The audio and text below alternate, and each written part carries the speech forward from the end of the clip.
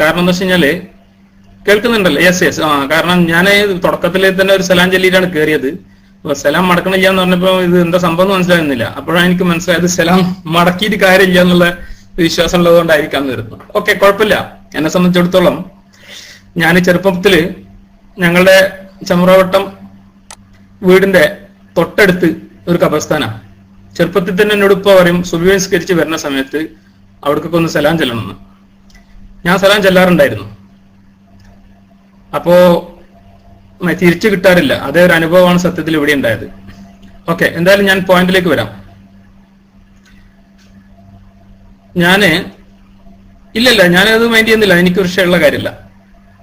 പിന്നെ ഇവിടെ ഈ വിഷയവുമായി ബന്ധപ്പെട്ടിട്ട് ഇന്നലെ സംസാരിച്ചപ്പോൾ 20ഓളം ആയത്തിന്റെ അടിസ്ഥാനത്തിൽ അത് തീർക്കാം എന്നാണ് പറഞ്ഞിട്ടുണ്ടായിരുന്നത്. ഈ പരിശുദ്ധ ഖുർആന്റെ അടിസ്ഥാനത്തിൽ ഖബറിലെ ശിക്ഷ എന്ന ലോക്കപ്പ് മർദ്ദനം ഇവിടെ പരിശുദ്ധ ഖുർആന്റെ അടിസ്ഥാനത്തിൽ തന്നെ ബോധ്യപ്പെടുത്താം എന്നതിന്റെ അടിസ്ഥാനത്തിലാണ് ഞാൻ ഇന്നിവിടെ വന്നിട്ടുള്ളത്. പക്ഷെ അദ്ദേഹം വളരെ DC ആയി പോയി. അതുകൊണ്ട് തന്നെ സാരല്ല, കുഴപ്പമില്ല. പിന്നെ അദ്ദേഹം തിരിച്ചു വരും എന്ന് തന്നെയാണ് ഞാൻ പ്രതീക്ഷിക്കുന്നത്. പക്ഷെ ഈ വിഷയവുമായി ബന്ധപ്പെട്ടിട്ട് പ്രവാചകന്റെ കാലഘട്ടത്തിൽ ഉണ്ടായിരുന്ന സമൂഹങ്ങളിൽ ഇത്തരത്തിലുള്ള ഒരു വിശ്വാസം ഉണ്ടായിരുന്നോ എന്ന് നാം പരിശോധിക്കേണ്ടതുണ്ട്. അതിന്റെ കാരണം, ഏതെങ്കിലും ഒരു ജനസമൂഹത്തിൽ മുശ്രിക്കുകൾക്കിടയിൽ ഖബറിലെ ശിക്ഷ എന്നൊരു വിശ്വാസം ഉണ്ടായിരുന്നില്ല. പരിശുദ്ധ ഖുർആനിലുടനീളം ഞാൻ ഇന്നലെ പറഞ്ഞതുപോലെ 60% വരുന്ന ആയത്തുകളിൽ എവിടെയും ഖബറിലെ ശിക്ഷയെക്കുറിച്ച് പരിശുദ്ധ ഖുർആൻ പറയാതെ നരകത്തിലെ ശിക്ഷയെക്കുറിച്ചും ഇഹലോകത്തെ ശിക്ഷയെക്കുറിച്ചും വളരെ വ്യക്തമായി പലതവണ സൂചിപ്പിക്കുകയും ചെയ്യുന്നു. എന്നാൽ മുൻ വേദങ്ങളുടെ അടിസ്ഥാനത്തിൽ നമ്മൾ ഈ വിഷയം സംസാരിക്കുമ്പോൾ മുൻ വേദങ്ങളെ സത്യപ്പെടുത്തുന്നതും അതിനെ കാത്ത് സംരക്ഷിക്കുന്നതുമാണ് നമുക്ക് കിട്ടിയിട്ടുള്ള ഫുർഖാനുൽ അലീം എന്ന് പറയുന്ന ഈ വേദഗ്രന്ഥം. മുൻ വേദഗ്രന്ഥങ്ങളിൽ എവിടെയും ഖബറിലെ ശിക്ഷയെക്കുറിച്ച് ഒന്നും പറഞ്ഞിട്ടില്ല എന്ന് തന്നെയാണ് വ്യക്തമായിട്ട് ഞാൻ മനസ്സിലാക്കിയിട്ടുള്ളത്. അതായത് തൗറാത്തിലെ ഇന്ന് നിലവിലുള്ള തൗറാത്തിന്റെ അവശിഷ്ടം പ്രസംഗമാണോ എന്ന് ചോദിച്ചാൽ സുഹൃത്തെ വേറൊരാൾ മൈക്കെടുക്കാൻ വരുന്നില്ല. താങ്കൾ മുന്നിട്ട് വരൂ, എന്നിട്ട് എന്റെ ചോദ്യത്തിന് മറുപടി പറയും. തൗറാത്ത് ഇന്ന് നിലവിലുള്ള വേദഗ്രന്ഥം, ഈ വേദഗ്രന്ഥത്തിലെ ഇന്ന് നിലവിലുള്ള അവശിഷ്ടമായ ഉൽപ്പത്തി പുസ്തകം മുതൽ, ഓക്കെ ഞാൻ മൈക്ക് റിലീസ് ചെയ്യാം.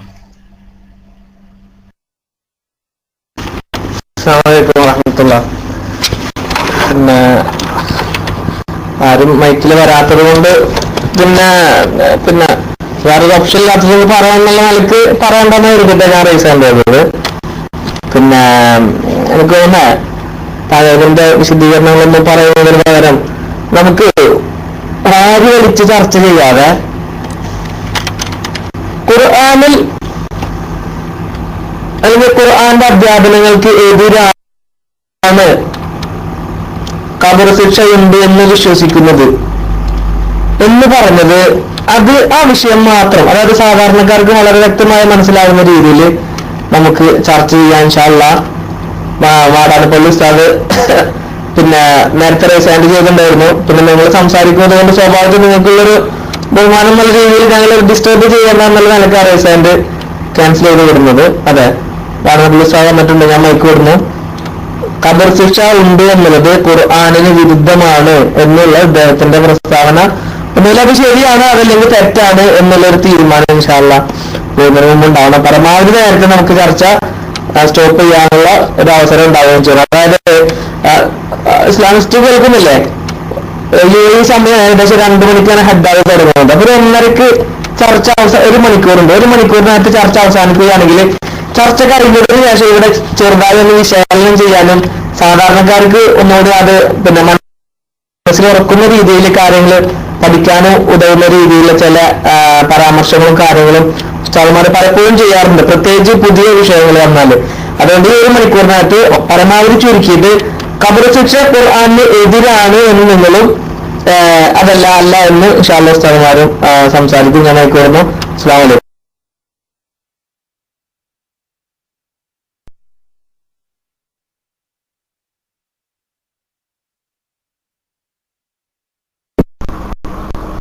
പൈസ പൈസ ചെയ്തിട്ടുണ്ടോ? മുമ്പ് കേൾക്കുന്നില്ലേ? പൈസ കേൾക്കുന്നില്ലേ? ഒന്നും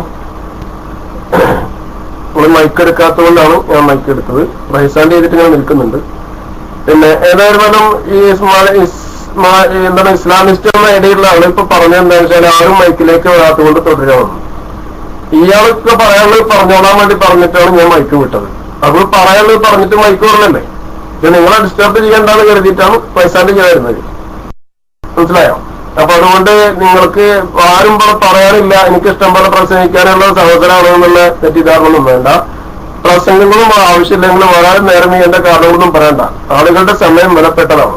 അപ്പൊ അതുകൊണ്ട് വിഷയത്തിലേക്ക് മാത്രം ഇറങ്ങി സംസാരിക്കാം. മൈക്ക് വിട്ടു. പറയേണ്ട വിഷയം എന്താ വെച്ചാല് നിങ്ങൾ ഇത് തന്നെ നേരത്തെ അബ്രാജി പറഞ്ഞില്ലല്ലോ, ഏതാണ് ഖബർ ശിക്ഷ ഖുർആാനിനെതിരാണ്, ഖുർആന്റെ ആശയങ്ങൾക്കെതിരാണ് ഖബർ ശിക്ഷ എന്ന് നിങ്ങൾ പറഞ്ഞിരുന്നു. ആ വാദത്തിൽ നിങ്ങൾ ഒഴിഞ്ഞെങ്കിൽ ഇന്നലെ നിങ്ങൾ അതിനു വേണ്ടി ആയത്ത് മോദി ആ ആയത്തിന്റെ മറുപടിയും പയ്യോളിസാർ പറഞ്ഞിരുന്നു. അപ്പൊ അതിൽ നിന്ന് ഖബർ ശിക്ഷ എന്ന് പറയുന്നത് ഇല്ല എന്നുള്ളത് ഖുർആനിൽ പറഞ്ഞിട്ടില്ല എന്ന് നിങ്ങൾക്ക് മനസ്സിലായെങ്കിൽ 20 ആയത്തല്ല, ഈ വിഷയം സ്ഥിരീകരിക്കാൻ വേണ്ടി എന്തെല്ലാം വേണോ, എത്ര ആയത്തുകൾ വേണോ അത് മുഴുവനും പിന്നെ ഇവിടെ അവതരിപ്പിക്കാൻ പയ്യോളിസ്താൻ റെഡിയാണ്. അതുപോലെ ഞങ്ങളിവിടെ ഉസ്താന്മാരും സാധാരണക്കാരായിരിക്കുന്ന ഒരുപാട് ആളുകളുണ്ട്. അവർക്കൊക്കെ ഖബർ ശിക്ഷ ഉണ്ടെന്ന് വിശ്വസിക്കുന്നവരും ഈ വിഷയത്തിൽ സംസാരിക്കാൻ ഇതിൽ എല്ലാവരും കേൾപ്പുള്ളവരുമാണ് കേട്ടോ. അതിനിപ്പോ വലിയ ഉസ്താവൊന്നും ആയിക്കോളുന്നില്ല. ഖബർ ശിക്ഷ എന്ന് പറയുന്നത് വിശുദ്ധ ഖുർആനിലുണ്ട് എന്ന കാര്യം ഇൻഷാ അല്ലാഹ് ഇവിടെ ഖുർആൻ കൊണ്ട് സ്ഥിരപ്പെടുത്തും. പിന്നെ അതിനേക്കാൾ മർമ്മപ്രധാനമായി ഹദീസ് എന്ന് പറയുന്നത് അത് സ്വീകാര്യമാവാൻ പറ്റാത്തൊരു വിഷയമാണ് എന്നൊരു ധ്വനി നിങ്ങളുടെ ആദ്യത്തെ ഇന്നലത്തെ സംസാരത്തിലുണ്ടായിരുന്നു. അപ്പൊ അതുകൊണ്ട് ആ വിഷയവും നമുക്ക് വേണമെങ്കിൽ ചർച്ച എടുക്കാം. ആദ്യമായിട്ട് ഖബർ ശിക്ഷയുടെ വിഷയം തന്നെ ആയിക്കോട്ടെ. അപ്പോ പിന്നെ പയ്യോളിസ്ഥാന് മൈക്ക് കിട്ടുന്നില്ലെങ്കിൽ നിങ്ങൾക്ക് തന്നെ മൈക്കിലേക്ക് വരാവുന്നതാണ്. മൈക്ക് എടുത്തിട്ട് പെട്ടെന്ന് വിഷയവുമായിട്ട് ബന്ധപ്പെട്ട കാര്യം ആ ഖുർആനിന്റെ എതിരാണ് എന്ന ആശയത്തിൽ നിന്ന് ഞാൻ മടങ്ങിയിരിക്കുന്നു. ഇനി ഖബർ ശിക്ഷ ഉണ്ട് എന്നറിയിക്കുന്ന ആയത്തുകൾ എനിക്ക് വേണം എന്ന് നിങ്ങൾ പറഞ്ഞാൽ ഓക്കെ, ആ ആയത്ത് നിങ്ങൾ കോഴിത്തിരുന്നാളും മൈക്ക് കിട്ടും.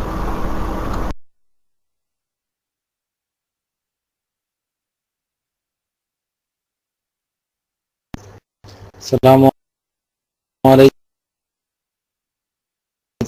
വറഹ്മത്തുള്ളാഹി വബറകാതുഹു. അൽഹംദുലില്ലാ വസ്സലാത്തു വസ്സലാമു അലാ റസൂലില്ലാ വഅലാ ആലിഹിൽ ഫായിസീന ബിറിദല്ലാഹ് അമ്മാ ബഅദ്. പ്രിയ സുഹൃത്തുക്കളെ, ഈ നമ്മുടെ മറ്റേ ബൈലക്സ് സംതിങ് പ്രോബ്ലം ആണ്. അതുകൊണ്ടാണ് ബഹുമാനപ്പെട്ട കേൾവിക്കാരൻ ഉസ്താദ് അടക്കം തെറിച്ചു പോയത്. ശ്രദ്ധിക്കണം. അതുകൊണ്ട് തൽക്കാലം ഇനി തുടർന്ന് പോകാൻ പറ്റാത്ത ഒരു സാഹചര്യം ബൈ ചാൻസ് വരികയാണെങ്കിൽ മുൻകൂട്ടി പറയാണ്, അല്ലാഹു തആല നമുക്ക് തുടരാനുള്ള തൗഫീക്ക് പ്രദാനം ചെയ്യുമാറാകട്ടെ. ഇൻഷാ അള്ളാഹ്. ഇസ്ലാമിസ്റ്റും കൂടി കേൾക്കാൻ വേണ്ടി പറയാണ്, ഇന്ന് ഇടയിൽ വെച്ച് ബൈ ചാൻസ് നമുക്ക് തുടരാൻ സാഹചര്യം വരികയാണെങ്കിൽ നാളെ നേരത്തെ വരണം എന്നും സുഹൃത്തിനെ ഓർമ്മപ്പെടുത്തുകയാണ്. അപ്പോ ബഹുമാനപ്പെട്ട വാടാനപ്പള്ളി ഉസ്താദ് കുറെ വിശദീകരിച്ചു ഓതിയിരുന്നു. ശ്രദ്ധിക്കണം. സനുഅദ്ദിബുഹും മർവതൈനി സുമ്മ യുറദ്ദൂന ഇലാ അദാബിൻ അളീം എന്ന ആയത്ത് സൂറത്തു തൗബ 101-ാമത്തെ സൂക്തം. അല്ലാഹു സുബ്ഹാനഹു വ തആല പറയുന്നു, സനുഅദ്ദിബുഹും മർവതൈനി, നാം അവരെ 2 ഘട്ടങ്ങളിൽ ശിക്ഷ നടപ്പാക്കും. അവർക്ക് 2 ഘട്ടങ്ങളിൽ നാം അവർക്ക് ശിക്ഷ നടപ്പാക്കും. സുമ്മ യുറദ്ദൂന, അത് കഴിഞ്ഞിട്ട് പിന്നെ നാം അവരെ മടക്കപ്പെടും ഇലാ അദാബിൻ അളീം, ആ വലിയ നരകശിക്ഷയിലേക്ക്. ഇത് ഏതാണ് 2 ഘട്ടം എന്നതായിരുന്നു ഇന്നലത്തെ ലാസ്റ്റ് ചർച്ച. ആ ചർച്ചയിൽ സുഹൃത്ത് പറഞ്ഞു, ഒന്ന്, അവരുടെ വാദത്തിന് എതിരായി പരിശുദ്ധമായ ദീനുൽ ഇസ്ലാം വിജയം കൈവരിക്കലാണ് അവർക്കുള്ള 1-ാമത്തെ ശിക്ഷ. അഥവാ അവർക്കുള്ള 1-ാമത്തെ ശിക്ഷ അതാണ്.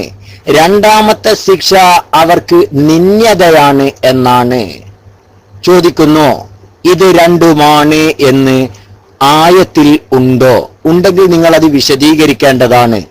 ഇത് നിങ്ങളുടെ വ്യാഖ്യാനമാണോ അല്ല ഖുർആന്റെ വ്യാഖ്യാനമാണോ? ഹദീസ് അല്ല, ഹദീസ് കൊണ്ടാണോ നിങ്ങൾ വ്യാഖ്യാനിക്കുന്നത്? നിങ്ങൾ നേരത്തെ പറഞ്ഞിരുന്നു ഖുർആനിന് എതിരല്ലാത്ത ഹദീസുകൾ സ്വീകരിക്കും എന്ന് നിങ്ങൾ പറഞ്ഞിരുന്നു. പക്ഷേ ഇന്നലെ അവസാനം 2 അദാബ്, നരകത്തിൽ പ്രവേശിക്കുന്നതിന് മുമ്പ് 2 ഘട്ടങ്ങളിൽ അവർക്ക് അദാബ് ഉണ്ട് എന്ന്. ഓക്കെ അതിനാണ് സാ വരുന്നത്. ആ 2 ഘട്ടങ്ങളിൽ അവർക്ക് അഥവാ നരകത്തിലേക്ക് പ്രവേശിപ്പിക്കപ്പെടുന്നതിന് മുമ്പ് 2 ഘട്ടങ്ങളിൽ അവർക്ക് അദാബ് ഉണ്ട് എന്ന പരിശുദ്ധമായ ഖുർആന്റെ പ്രശസ്തമായ പ്രഖ്യാപനം, ആ പ്രഖ്യാപനത്തെ വിശദീകരിക്കുന്ന ഹദീസ് കൊണ്ട് ഞാൻ പറഞ്ഞപ്പോൾ നിങ്ങൾ പറഞ്ഞു അങ്ങനെ ഖുർആനിലില്ല, ഹദീസിൽ അത് നബിതങ്ങൾ വിശദീകരിച്ചു എന്ന് പറഞ്ഞപ്പോൾ നിങ്ങൾ എന്നോട് പറഞ്ഞത് അത് വിശ്വാസം മാത്രമല്ലേ, അത് ഖുർആൻ കൊണ്ട് തെളിയിക്കാൻ പറ്റൂല എന്നാ. അപ്പൊ നിങ്ങൾ നേരത്തെ പറഞ്ഞ വാദം ഖുർആനിന് എതിരല്ലാത്ത ഖുർആനിന്റെ വിശദീകരണമായ ഹദീസ് സ്വീകരിക്കാം എന്നുള്ള വാദത്തിൽ നിന്ന് അവസാന ചവിട്ടുപടിയിൽ നിങ്ങൾ മാറിയതാണ് ഇന്നലെ കാണാൻ കഴിഞ്ഞ അവസാന രംഗം. നിങ്ങൾ ഇപ്പോഴും ആ വാദത്തിൽ ഉറച്ചു നിൽക്കുന്നുണ്ടോ? അഥവാ ഖുർആനിന് എതിരല്ലാത്ത ഹദീസ് സ്വീകരിക്കാം എന്ന വാദത്തിൽ ഉറച്ചു നിൽക്കുന്നുണ്ടെങ്കിൽ ആദ്യം ഉറച്ചു നിൽക്കുന്നു എന്ന് പറയണം. അല്ല, ഞാൻ ഒറ്റ ഹദീസും സ്വീകരിക്കൂല എങ്കിൽ നോ പ്രോബ്ലം, നിങ്ങൾക്ക് അങ്ങനെയും പറയാം. ഞാൻ ഒറ്റ ഹദീസും സ്വീകരിക്കൂല, ഖുർആൻ കൊണ്ട് തന്നെ തെളിയണം എന്നാണെങ്കിൽ ഓക്കെ, നിങ്ങൾക്ക് അങ്ങനെ പറയാം, നമുക്ക് ഖുർആൻ കൊണ്ട് തന്നെ തെളിയിക്കാം, അള്ളാഹു തആല അനുഗ്രഹിക്കട്ടെ, കുഴപ്പമില്ല. പക്ഷെ നിങ്ങൾ തുറന്നു പറയണം ഹദീസ് ഒന്നും ഞാൻ സ്വീകരിക്കൂല എന്ന്. ഹദീസ് സ്വീകരിക്കുമെങ്കിൽ ഇന്നലെ നിങ്ങൾ പറഞ്ഞതുപോലെ ഹദീസ് സ്വീകരിക്കും എങ്കിൽ നിങ്ങൾ പറയണം എന്ത്? ഹദീസ് ഞാൻ സ്വീകരിക്കും, ഖുർആനിന്റെ വിശദീകരണമായ ഹദീസ് ഞാൻ സ്വീകരിക്കും എന്ന് നിങ്ങൾ പറയണം. ഖുർആന്റെ വിശദീകരണമായ ഹദീസ് നിങ്ങൾ സ്വീകരിക്കുകയും വേണം. 2-ൽ-1 മനസ്സിലാകും എന്ന് പ്രതീക്ഷിക്കുന്നു. അതുപോലെ തന്നെയാണ് നിങ്ങൾ ഇന്നലെ പറഞ്ഞ 2 വ്യാഖ്യാനങ്ങൾ ഇതിന്, അഥവാ 2 ഘട്ടങ്ങളിലുള്ള അദാബ്, ഒന്ന് നിന്യതയും മറ്റൊന്ന് ഇസ്ലാം അവരുടെ മേലിൽ കൈവരിക്കുന്ന വിജയവുമാണ് എന്ന് ഈ ആയത്തിൽ കാണുന്നില്ല. അത് നിങ്ങൾ വ്യാഖ്യാനിച്ചതാണോ അല്ല ഖുർആന്റെ വ്യാഖ്യാനമാണോ? ഇത്രയും കാര്യങ്ങൾ നിങ്ങൾ വിശദീകരിച്ച് തന്നെ പറയണം. അല്ലാഹു തആല തൗഫീഖ് പ്രദാനം ചെയ്യുമാറാവട്ടെ, നാഫിആയ ഇൽമ് പ്രദാനം ചെയ്യുമാറാവട്ടെ, ഹിദായത്ത് പ്രദാനം ചെയ്യുമാറാവട്ടെ. പ്രിയ സുഹൃത്തുക്കൾ, ടെക്സ്റ്റ് മാന്യമാക്കാൻ ശ്രദ്ധിക്കണം, ശരിക്കും ശ്രദ്ധിക്കണം. ആ ഇസ്ലാമിസ്റ്റ് ആരോ ആയിക്കോട്ടെ, ഇസ്ലാമിസ്റ്റ് ചേകന്നൂരിയാണോ, ഇസ്ലാമിസ്റ്റ് വേറെ ആരെങ്കിലും ആണോ, അതൊന്നും നോക്കാൻ വേണ്ടി ഈ പൊതുജനത്താരും ഏൽപ്പിച്ചിട്ടില്ല. ശ്രദ്ധിക്കുക, ടെക്സ്റ്റ് മാന്യമായ കീപ്പ് ചെയ്യണം. കാരണം റസൂലുള്ളാഹിയുടെ പാത പിൻപറ്റുന്നവരാണ് നാം. ളുയൂഫ്, നമ്മുടെ അതിഥി, ആ അതിഥിയെ നമ്മൾ ബഹുമാനിക്കേണ്ടതാണ്. ഇസ്ലാമിസ്റ്റ് നമ്മുടെ റൂമിൽ വന്ന നമ്മുടെ അതിഥിയാണ്. Okay, then welcome. ഇസ്ലാമിസ്റ്റിന് മൈക്കിലേക്ക് വരാം.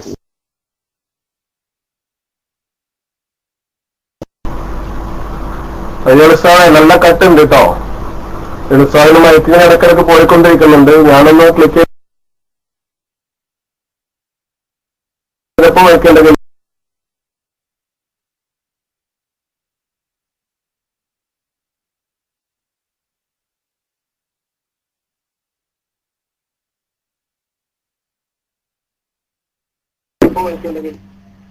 ഹലോ, അസ്സലാമു അലൈക്കും. പിന്നെ മൈക്ക് വിട്ടതാണെന്നാ പറഞ്ഞത്. കാരണം പല വാക്കുകളിലും കട്ടുണ്ടായിരുന്നു അവസാന ഘട്ടത്തിലുള്ള, അതുകൊണ്ട് മൈക്ക് വിട്ടതാണെന്ന് തന്നെ. ഓക്കെ മൈക്ക് എടുക്കുമെന്ന് എഴുതിയിട്ടുണ്ട് അബ്രാജ്. ഓക്കെ, ഇവിടെ ഇന്നലെ പരിശുദ്ധ ഖുർആന്റെ ആയത്തിനെതിരാണ് എന്നതിന്റെ അടിസ്ഥാനത്തിൽ തന്നെ അത് അധ്യാപനങ്ങൾക്കെതിരായത് കൊണ്ടാണ് സൂറത്ത് യാസീനിലെ 2 ആയത്ത് ഞാനിവിടെ എടുത്തിട്ടത്. ഒന്ന്, ഖബറിൽ നിന്ന് അവർ കുതിച്ചു ചെല്ലും എന്ന് പറഞ്ഞത്. ഖബറിൽ നിന്ന് കുതിച്ചു ചെല്ലുന്നതിന് ശേഷമാണ് അവർ പറയുന്നത് എന്തെന്ന്, നമ്മൾ ഇത് പരമകാരുണ്യകൻ പറഞ്ഞതാണല്ലോ എന്ന് പറയുന്ന ഒരു കാര്യം. ഖബറിൽ നിന്ന് കുതിച്ചു ചെല്ലുന്നു ആദ്യത്തെ ആയത്തിൽ പറഞ്ഞു കഴിഞ്ഞു. ഇവിടെ അവർക്ക് ബോധ്യപ്പെടുന്നത് എപ്പോഴാണ്? ഇത് പരമകാരുണ്യകൻ പറഞ്ഞതാണല്ലോ, ദൂതന്മാർ പറഞ്ഞതാണല്ലോ എന്ന് അവർക്ക് ബോധ്യപ്പെടുന്നത്, വളരെ ശ്രദ്ധിക്കുക, കാഹളത്തിൽ ഊതി അവരുടെ കിടക്കറയിൽ നിന്ന് അവർ അള്ളാഹുവിന്റെ അടുക്കിലേക്ക് കുതിച്ചു ചെന്നതിന് ശേഷമാണ് പറയുന്നത്. എന്തെന്ന്? കട്ടുണ്ടോ? എപ്പോഴും കട്ടുണ്ടോ? Hello, okay. അവരുടെ കിടക്കറയിൽ നിന്നും അള്ളാഹുവിലേക്ക് കുതിച്ചു ചെന്നതിന് ശേഷമാണ് പറയുന്നത് ഇത് പരമകാരുണ്യകൻ പറഞ്ഞതാണല്ലോ, ദൂതന്മാർ പറഞ്ഞതാണല്ലോ, സത്യമല്ലോ എന്ന് വളരെ വ്യക്തമായിട്ട് പറയുന്നുണ്ട്. അങ്ങനെ വരുമ്പോ ഇത് ഖബറിനകത്ത് വെച്ചിട്ടുള്ള സംസാരമല്ല എന്നുള്ളത് വളരെ വ്യക്തമാണ്. ഇവിടെ യഥാർത്ഥത്തിൽ അവർക്ക് ഇത് ബോധ്യപ്പെട്ടത് പടച്ചവന്റെ അടുത്തെത്തിയ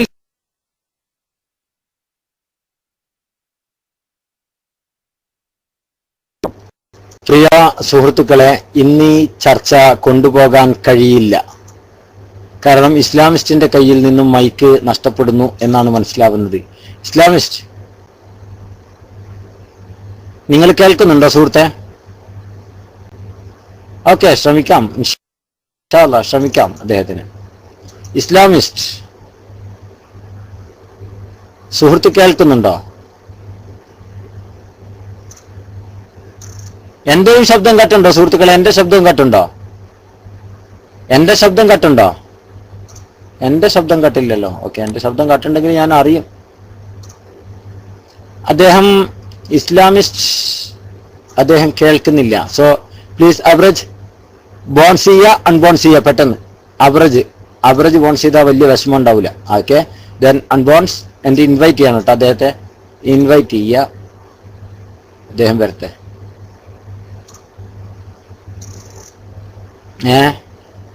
പ്രിയ സുഹൃത്തുക്കളെ, റേഡിയോ ശ്രോതാക്കൾ ശ്രദ്ധിക്കുക.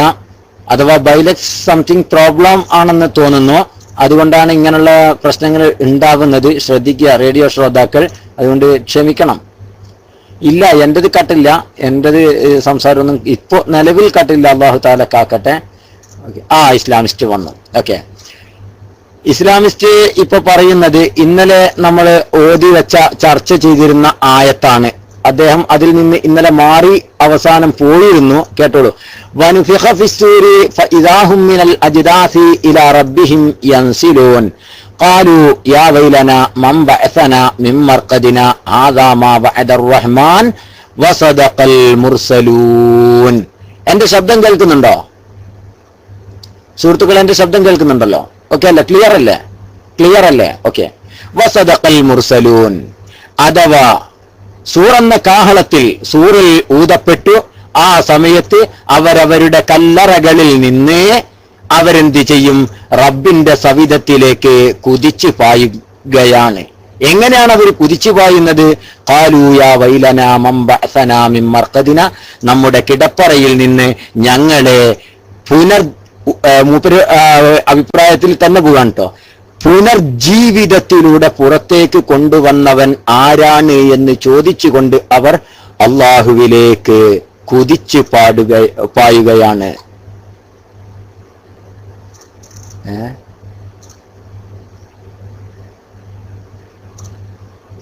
എന്താണ് സുഹൃത്ത് ട്രഡീഷണൽ ഇസ്ലാം? ട്രഡീഷണൽ ഇസ്ലാം ആണല്ലേ, മാർക്കറ്റിംഗ് ആണല്ലേ. ഓക്കെ, ദെൻ നമ്മളെ വിഷയത്തിലേക്ക് വരാം. അല്ലാഹു സുബ്ഹാനഹു വ തആല പറയാണ് പരിശുദ്ധ ഖുർആനിൽ, ഖാലൂ യാ വൈലനാ മൻ ബഅസന. അവര് ആ കുതിച്ചുള്ള പായല്, അവരുടെ കുതിച്ചുള്ള പായല് എങ്ങനെയാണ് അവർ കുതിച്ചു പോകുന്നത്? അവരിത് പറഞ്ഞുകൊണ്ടാണ് പോകുന്നത്. മൻ ബഅസനാ മിൻ മർഖദിന, ഞങ്ങളുടെ കിടപ്പറയിൽ നിന്ന് പുനർജീവിതത്തിലൂടെ ഞങ്ങളെ പുറത്തേക്ക് കൊണ്ടുവന്നവൻ ആരാണ് എന്ന് ചോദിച്ചുകൊണ്ട് അവർ പായുകയാണ്. അപ്പോഴാണ് ഹാദാ മാ വഅദർ റഹ്മാൻ, ഇതാണ് അല്ലാഹു കരാറ് ചെയ്ത സന്ദർഭം. വസദഖൽ മുർസലൂൻ, ദൈവദൂതർ സത്യം സ്വന്തമായി പറഞ്ഞ സന്ദർഭവും ഇതാണ് എന്ന് അവർക്ക് മറുപടിയാണത്. ആ മറുപടി ഇത് രണ്ടു പേരാണ് എന്ന് നമ്മൾ പറഞ്ഞിരുന്നു. ഇനി അദ്ദേഹത്തിന്റെ അഭിപ്രായ പ്രകാരം ഒരാളാണ് എന്ന് വന്നാലും ഇതിൽ നിന്ന് എങ്ങനെയാണ് ഖബറിൽ അദാബ് ഇല്ല എന്ന് മനസ്സിലാക്കുക? ഖബറിൽ അദാബ് ഇല്ല എന്ന് എങ്ങനെ മനസ്സിലാക്കും എന്നാണ് ഞാൻ ചോദിച്ചത്. എന്നിട്ടാണ് ഖബറിൽ അദാബ് ഉണ്ട് എന്നതിന് ഞാൻ രേഖ കൊടുത്തത്. എന്തായിരുന്നു? ഖബറിൽ നിന്ന് അദാബ് ഇല്ല എന്ന് ആ ആയത്തിൽ ഇല്ല, മറിച്ച് ഖബറിൽ അദാബ് ഉണ്ട് എന്നതിന് ദലീല് ഞാൻ ഇന്നലെ കൊടുത്തു. സനുഅദ്ദിബുഹും മർവതൈനി സുമ്മ യുറദ്ദൂന ഇലാ അദാബിൻ അളീം എന്ന ആയത്തും ഞാൻ കൊടുത്തു. ശരിക്കും ശ്രദ്ധിക്കണം. ആ ആയത്തിൽ അല്ലാഹു സുബ്ഹാനഹു വ തആല രണ്ട് തടവേ, അഥവാ രണ്ട് ഘട്ടങ്ങളിൽ നാം അവരെ ശിക്ഷിക്കും എന്ന് അല്ലാഹ് പറയാണ്. എന്നിട്ടാണ് അവരെ അദാബുൻ അളീമായ കഠിനമായ നരകത്തിലേക്ക് അവരെ കൊണ്ടുപോയി ഇടപെടുക എന്ന് അല്ലാഹ് പറയുന്നുണ്ട്. ഏതാണ് ഈ രണ്ട് ഘട്ടം എന്നായിരുന്നു നമ്മൾ ഇന്നലെ വിശദീകരിച്ചത്. ആ സമയത്താണ് നമ്മുടെ ഇസ്ലാമിസ്റ്റ് പറഞ്ഞത് ആ രണ്ട് ഘട്ടം ഒന്നവർക്കുള്ള നിന്യതയും രണ്ടാമത്തത് എന്താണ്, അവരുടെ മേലിൽ പരിശുദ്ധമായ ഇസ്ലാമിന്റെ വിജയവും ആണ് എന്നതാണ് ചോദ്യം. ഈ രണ്ട് ഘട്ടങ്ങൾ, നിങ്ങൾ ഈ പറഞ്ഞ രണ്ട് അദാബുകൾ, നിങ്ങൾ ഈ പറഞ്ഞ രണ്ടെണ്ണമാണ് എന്ന് പരിശുദ്ധ ഖുർആനിൽ ഈ ആയത്തിൽ ഇല്ല. എവിടുന്ന് കിട്ടി? ഇതാണ് ചോദ്യം. അത് നിങ്ങൾക്ക് എവിടുന്നാണ് കിട്ടിയത്? മനസ്സിലായില്ല ഇസ്ലാമിസ്റ്റ്. നിങ്ങൾ ഈ പറഞ്ഞ നിന്യതയും അവർക്കു മേലിലുള്ള ഇസ്ലാമിന്റെ വിജയവും ആണ് ആ രണ്ട് ഘട്ടങ്ങളിലുള്ള അദാബ് എന്ന് നിങ്ങൾ പറഞ്ഞത് എവിടുന്ന് കിട്ടിയതാണ്? Answer me. ഇതാണ് വേണ്ടത്. ഈ ചോദ്യത്തിന് ഉത്തരാണ് ഇപ്പോ വേണ്ടത്. ഞാൻ പറഞ്ഞില്ല, ഇന്നലെ ഞാൻ ഓതി വെച്ചു. ഈ ചോദ്യത്തിനുള്ള ഉത്തരാണ്. ഞാനിപ്പോ ഖുർആനാണ് എന്തിനു വേണ്ടി ഓതിയിട്ടുള്ളത്? ഖബറിൽ അദാബ് ഉണ്ട് എന്നതിനെ രേഖയാക്കാൻ ഞാൻ ഖുർആനാണ് ഓതിയിട്ടുള്ളത്. രണ്ട് ഘട്ടങ്ങളിൽ നാം അവരെ അദാബ് ചെയ്യുമെന്ന് അള്ളാഹു പറയുന്നു. എന്നിട്ടാണ് നരകത്തിലേക്ക് അവരെ വലിച്ചെറിയപ്പെടുക എന്ന് അള്ളാഹു സൂറത്തു തൗബ 101 പറയുന്നു. ചോദിക്കുന്നു, നിങ്ങൾ പറയുന്നു രണ്ട് ഘട്ടത്തിൽ ഒന്ന് അവർക്കുള്ള നിന്യതയാണ്, രണ്ടാമത്തത് അവരുടെ മേലിൽ പരിശുദ്ധമായ ഇസ്ലാമിന്റെ അതിജയവും ആണ് എന്നാണ്. അതിജയവും ആണ് എന്നാണ്. ഞാൻ ചോദിക്കുന്നു, ഇത് രണ്ടുമാണ് അവിടെ പറഞ്ഞ മറത്തൈനി കൊണ്ടുള്ള ലക്ഷ്യമെന്ന് നിങ്ങൾക്ക് എങ്ങനെ കിട്ടി? അത് ഖുർആനിൽ നിന്ന് കിട്ടിയതാണോ? എങ്കിൽ പറയണം. വേഗം മൈക്കെടുത്തിട്ട് അതിന് എങ്ങനെയാണ് അത് കിട്ടിയിട്ടുള്ളത് എന്നാണ് നിങ്ങൾ വിശദീകരിക്കേണ്ടത്. ഫോർ ഇസ്ലാമിസ്റ്റ് മൈക്കെടുത്ത് പറഞ്ഞോളൂ, എങ്ങനെയാണത് കിട്ടിയിട്ടുള്ളത്? Not clear? Not clear? Okay, ഒന്നും കൂടെ പറയാം. എന്റെ ശബ്ദം കട്ടുണ്ടോ സുഹൃത്തുക്കളെ? എന്റെ ശബ്ദം കട്ടുണ്ടോ? കട്ടില്ല. കട്ടില്ലല്ലോ? കട്ടില്ല. നോ കട്ടാണ്. ഓക്കെ, നോ കട്ടാണ്. ഇസ്ലാമിസ്റ്റ്, നിങ്ങൾക്ക് എന്റെ ശബ്ദം കേൾക്കാമോ? ഇസ്ലാമിസ്റ്റിന് എന്റെ ശബ്ദം കേൾക്കാമോ? അത് കട്ടുള്ളവര് അവരുടെ PC ആണ് നിർബന്ധമായും ചെക്ക് ചെയ്യേണ്ടത്. ഇപ്പോൾ ഞാൻ കട്ടിൽ ഇല്ല. ദെൻ അദ്ദേഹത്തെ ഒന്ന് ബോൺസ് ചെയ്യൂ. അബ്രജ് മൈക്ക് വേണോ? മൈക്ക് എടുത്തോളൂ, മൈക്ക് എടുത്തോളൂ.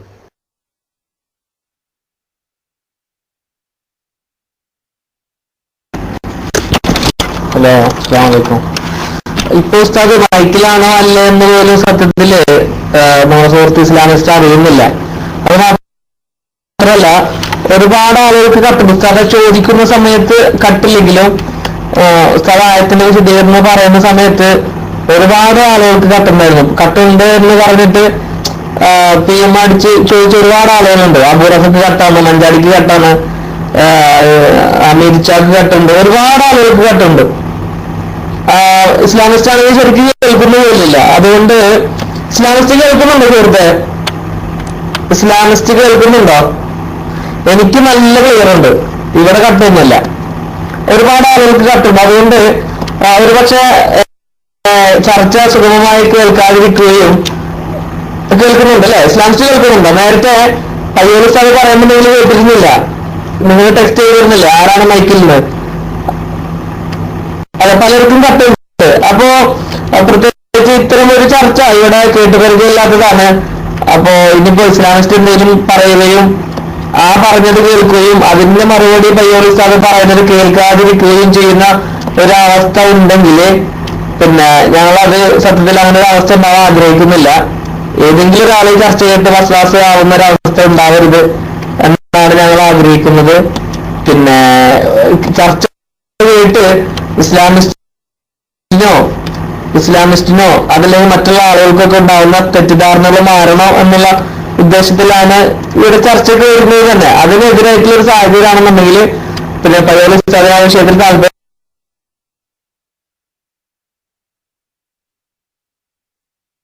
പറഞ്ഞു. അത് കട്ടുണ്ടെങ്കിൽ പബ്ലിക്കിൽ പറയണം.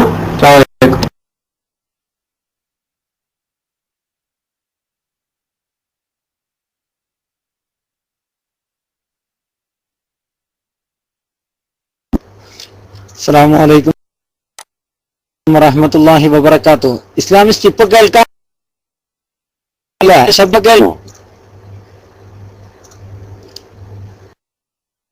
ഓക്കെ അല്ലേ? ഓക്കെ അല്ലേ? ഇനി ശ്രദ്ധിക്കുക, ഇന്ന് തുടരാൻ പറ്റൂലെങ്കിൽ നമുക്ക് പിന്നെ നാളെയാണ് തുടരാൻ കഴിയൂ. കട്ടിഫി ഓക്കെ. സുഹൃത്ത് ഇസ്ലാമിസ്റ്റ്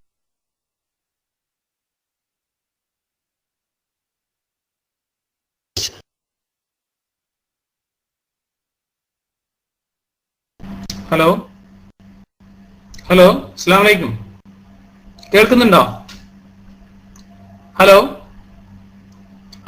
ഹലോ, കേൾക്കുന്നുണ്ടോ? ഓക്കെ. ഇവിടെ നേരത്തെ ഇപ്പൊ കുറെ എസ് എന്നൊക്കെ കിട്ടിയിട്ടുണ്ട്. പക്ഷെ കുറച്ച് നേരത്തെ പയ്യോളി ഉസ്താദ് എന്താണ് പറഞ്ഞതെന്നൊന്നും എനിക്ക് മനസ്സിലായിട്ടില്ല. അതിനുശേഷം അബ്രാച്ച് എന്തൊക്കെ ഇവിടെ പറഞ്ഞിരുന്നു, അത് ഏറെക്കുറെ കേൾക്കാമായിരുന്നു. വലിയ പ്രശ്നം അതിനുണ്ടായിരുന്നില്ല. അപ്പോ ആ സമയത്തേക്കും കട്ട് മാറി എന്നാണ് തോന്നുന്നത്. ഇപ്പൊ എല്ലാവർക്കും കേൾക്കുന്നുണ്ടല്ലോ അല്ലെ? ഇവിടെ സത്യത്തിൽ എന്താണ് പിന്നെ അദ്ദേഹത്തിന്റെ ചോദ്യം എന്നുള്ളത് എനിക്ക് വ്യക്തമായിട്ട് മനസ്സിലായിരുന്നില്ല. ഞാൻ ആദ്യം പറഞ്ഞിരുന്നു ഏറെക്കുറെ ആണെങ്കിൽ ചർച്ച നിർത്താം. ഹലോ, കേൾക്കുന്നുണ്ടില്ലേ?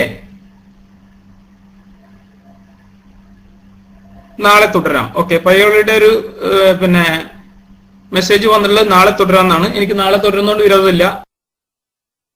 നാളെ എന്തായാലും ഞാൻ കഴിയുന്നതും നേരത്തെ എത്താൻ ശ്രമിക്കാം. തീർച്ചയായും നാളെ തന്നെ കഴിയുന്നതും നാളെ തന്നെ ഞാൻ നേരത്തെ എത്താൻ ശ്രമിക്കാം. കാരണം ഇന്ന് ഞാൻ അല്പം ലോങ് ഡ്യൂട്ടി ആയിരുന്നതുകൊണ്ട് വളരെ നേരത്തെ പുറപ്പെടുകയും പിന്നെ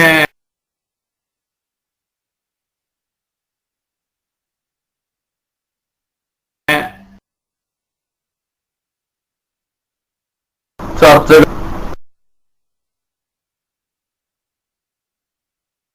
സ്വാഗതം ചെയ്യുന്നുണ്ട്. അഹ്ലുൽ സുന്നത്തി വൽ ജമാഅത്തിന്റെ അഥവാ വിശുദ്ധ ഇസ്ലാമിന്റെ ദർശനീതരം സ്വാഗതം ചെയ്യുന്നുണ്ട്. അത് എന്ത്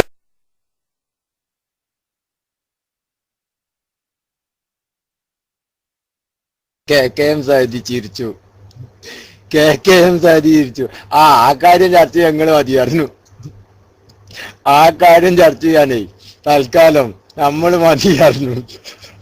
ഇന്നലെ KKM സാദി ഉസ്താദ് ഇവിടെ ഉണ്ടായിരുന്നു. രസകരായി, എനിക്ക് വല്ലാതെ ഇഷ്ടപ്പെട്ടു. KKM സാദി ഉസ്താദ് ചർച്ച കേട്ട് ഉസ്താദ് വേറൊരു ഐഡിയയിൽ ഇവിടെ ഉണ്ട്. ആളിവിടെ ഉണ്ട്, ഐഡിയ ഒന്നും ചോദിക്കരുത്. ഇവിടെ ഉണ്ടായിരുന്നു. ഓക്കെ ഇസ്ലാമിസ്റ്റിന് മൈക്ക് തരും. ഇസ്ലാമിസ്റ്റിന് എന്താ മൈക്ക് തരാണ്ടിരിക്കുമല്ലോ. ഇവിടെ ഉണ്ടായിരുന്നു. KKM സാദി ഉസ്താദ് എന്തേ വരാഞ്ഞു എന്ന് ചോദിച്ചാല് ഈ ചർച്ച ചെയ്യാനേ പയ്യോളി എന്ന ഇവിടുത്തെ ശിശു ധാരാളാണ് എന്ന് മനസ്സിലാക്കിയത് കൊണ്ട് KKM സാദി ഉസ്താദ് മൈക്കിൽ വന്നില്ല. ബഹുമാനപ്പെട്ട വാടാനപ്പള്ളി ഉസ്താദ്, അതുപോലെ തന്നെ കോട്ടൂർ ഉസ്താദ്, ഈ ബഹുമാന്യന്മാരായ എന്റെ ഉസ്താദുമാർ എല്ലാവരും അത്രയും അർത്ഥശൂന്യാന്ന് മനസ്സിലാക്കിയോണ്ടാണ്. ഉസ്താദുമാർക്ക് ഈ വിഷയം ചർച്ച ചെയ്യാൻ മാത്രം ഇല്ലാത്തത് കൊണ്ടാണ്. ഇല്ല, ഹക്കാണ്. എനിക്ക് പരിശുദ്ധമായ ഖുർആൻ കൊണ്ട് ഞാൻ പറഞ്ഞല്ലോ, ഇന്നലെ അദ്ദേഹം ഹദീസ് എതിരല്ലാത്തത് സ്വീകരിക്കും എന്ന് പറഞ്ഞത് കൊണ്ടാണ് ഞാൻ അങ്ങനെ പോയത്. പക്ഷേ ഒരാള് വന്നിട്ട് ഒറിജിനൽ ഇസ്ലാമിസ്റ്റിനെ കുറിച്ചല്ല കേട്ടോ, ചേകന്നൂരി ആശയം ഒറിജിനൽ അനുധാവനം ചെയ്യുന്ന ഒരാളെ ഞാൻ ഈ വിഷയത്തിൽ ക്ഷണിക്കും. പൂർണ്ണമായും നിങ്ങൾക്ക് കൊണ്ടുവരാൻ കഴിയുമെങ്കിൽ. ഇസ്ലാമിസ്റ്റിനല്ല കേട്ടോ, ഇസ്ലാമിസ്റ്റ് ആയിട്ടുള്ള ചർച്ച എന്തായാലും നാളെ തുടരും ഇൻഷാ അല്ലാഹ്. അപ്പോ ഈ വിഷയത്തിൽ ഒറിജിനൽ ഒരു ചേകന്നൂരിയെ, അഥവാ ഞാൻ ഒരൊറ്റ ഹദീസും സ്വീകരിക്കില്ല എന്ന് പറയുന്ന ചേകന്നൂരിയെ ഈ വിഷയത്തിൽ ഇൻഷാ അല്ലാഹ് ഖുർആന് കൊണ്ട് ഖബറിലുള്ള ശിക്ഷ ഉണ്ട് എന്ന് ഞാൻ തെളിയിക്കും.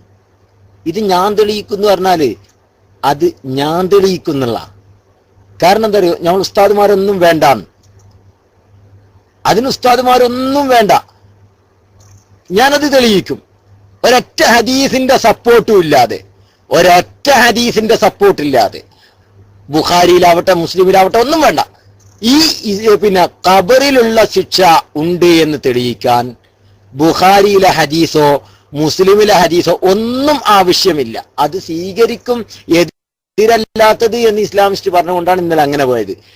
ഓൺലി ഖുർആൻ കൊണ്ട് മാത്രം ഖബറിൽ ശിക്ഷയുണ്ട് എന്ന് ഖുർആന് കൊണ്ട് വ്യാഖ്യാനിച്ച് ഇൻഷാ അല്ലാഹ് തെളിയിക്കാൻ കഴിയും.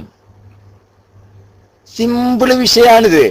ഞാൻ പറഞ്ഞില്ലേ, ഇത് വളരെ അള്ളാഹു ഒരുവനാണ് എന്ന് ഖുർആന് കൊണ്ട് തെളിയിക്കാൻ പറ്റുന്നതിനേക്കാളും എളുപ്പത്തിൽ, ഞാൻ പറഞ്ഞ അതുകൊണ്ട് മറ്റേ ബുദ്ധിമുട്ടാന്ന് വിചാരിക്കണ്ട, അത് വളരെ എളുപ്പമാണല്ലോ. അള്ളാഹ് ഒരുവനാന്ന് തെളിയിക്കല്, അതിനേക്കാളും എളുപ്പത്തിൽ ഇത് തെളിയിക്കാൻ കഴിയും. അത്രയും സിമ്പിൾ സില്ലിയ ഈ വിഷയം. കാരണം ഇത് കുറച്ച് ആളുകള് എന്തോ പെട്ടുപോയതാണ്. എനിക്കതാ മനസ്സിലായത്. ഒന്നിരിക്കൽ ലഹും ഖുലൂബുൻ ലാ യഫ്ഖഹൂന ബിഹാ വലഹും അഅ്യുനുൻ ലാ യുബ്സിറൂന ബിഹാ വലഹും ആദാനുൻ ലാ യസ്മഊന ബിഹാ. അക്കൂട്ടത്തിൽ കുറച്ച് ആളുകൾ പെട്ടുപോയി. മുമ്പ് ആലത്തൂർ പടി എന്ന് പറഞ്ഞ സ്ഥലം കേട്ടിട്ടുണ്ടോ സുഹൃത്തുക്കളെ? നിങ്ങൾ ആരെങ്കിലും നിങ്ങൾക്ക് പരിചയമുണ്ടോ? ആലത്തൂർ പടി എന്ന് പറഞ്ഞ സ്ഥലം കേട്ടിട്ടുണ്ടോ? കേട്ടിട്ടുണ്ടല്ലേ? മലപ്പുറത്തെ നമ്മളെ മറ്റേ സലാത്ത് നഗറിന്റെ ഇപ്പറായിട്ട് ഒരു സ്ഥലമാണ്, പൂക്കോട്ടൂരിന്റെ അപ്പറായിട്ട് അണ്ണാച്ചിപ്പടിക്ക് അപ്പുറമുള്ള ഒരു സ്ഥലമാണ്. അണ്ണാച്ചിപ്പടി എന്നൊക്കെ പറഞ്ഞാൽ നാട്ടുകാർക്കേ തിരിയുള്ളൂ. എന്തായാലും പറയാം ആലത്തൂർ പടി. ആ ആലത്തൂർ പടി എന്റെ ബഹുമാന്യനായ ഉസ്താദിന്റെ നാടാണ് ആലത്തൂർ പടി. ഞാൻ ഉസ്താദിന്റെ വീട്ടിൽ ഇടക്കിടക്ക് പോകാറുണ്ടായിരുന്നു. അപ്പൊ ഞാൻ അവിടെ ഇങ്ങനെ ബസ് കാത്ത് നിൽക്കുക, ചെറിയ കുട്ടിയാണ്. ബസ് കാത്ത് നിൽക്കുമ്പോഴേ ഒരാളുണ്ട് കാര്യമായിട്ട് വയല് പറയണ്. എവിടെ? ബസ് സ്റ്റോപ്പില് അടിച്ച് ഫിറ്റായി തൂഫാനായിട്ട് വയല് പറയാണ്. നല്ല മങ്കുറിനെ അടിച്ചിട്ട് വയല് പറയാണ് ഇയാള്. എന്താ അറിയോ വയല് പറയണ്? പടച്ചോനെ കേക്കണം. ലാ തഖറബുസ്സിനാ നീട്ടാണ് ഇയാള്. വ്യഭിചാരത്തിലേക്ക് നിങ്ങൾ അടുക്കരുതെന്ന് ഖുർആൻ പറയുന്നു. എന്താ കാരണം? 2 പേര് വ്യഭിചരിക്കുമ്പോ അടുത്തേക്ക് പോയാൽ അവർക്ക് ബുദ്ധിമുട്ടാണ്. അങ്ങനെ 2 പേര് വ്യഭിചരിക്കുന്നിടത്തേക്ക് പോയിട്ട് അവരെ ബുദ്ധിമുട്ടിക്കരുതെന്ന് ഖാലല്ലാഹു അസ്സ വജല്ല. കണ്ടാ എത്ര ഉഷാറായിട്ടാ മൂപ്പര് ദുർവ്യാഖ്യാനിച്ച്. നിങ്ങൾ ആലോചിച്ച് നോക്ക്. ഖുർആൻ ഓതിയിട്ട് വയലും അറിയാ ഇയാള്. ഇങ്ങനെ ചിലരെങ്കിലും പരിശുദ്ധമായ ഖുർആന്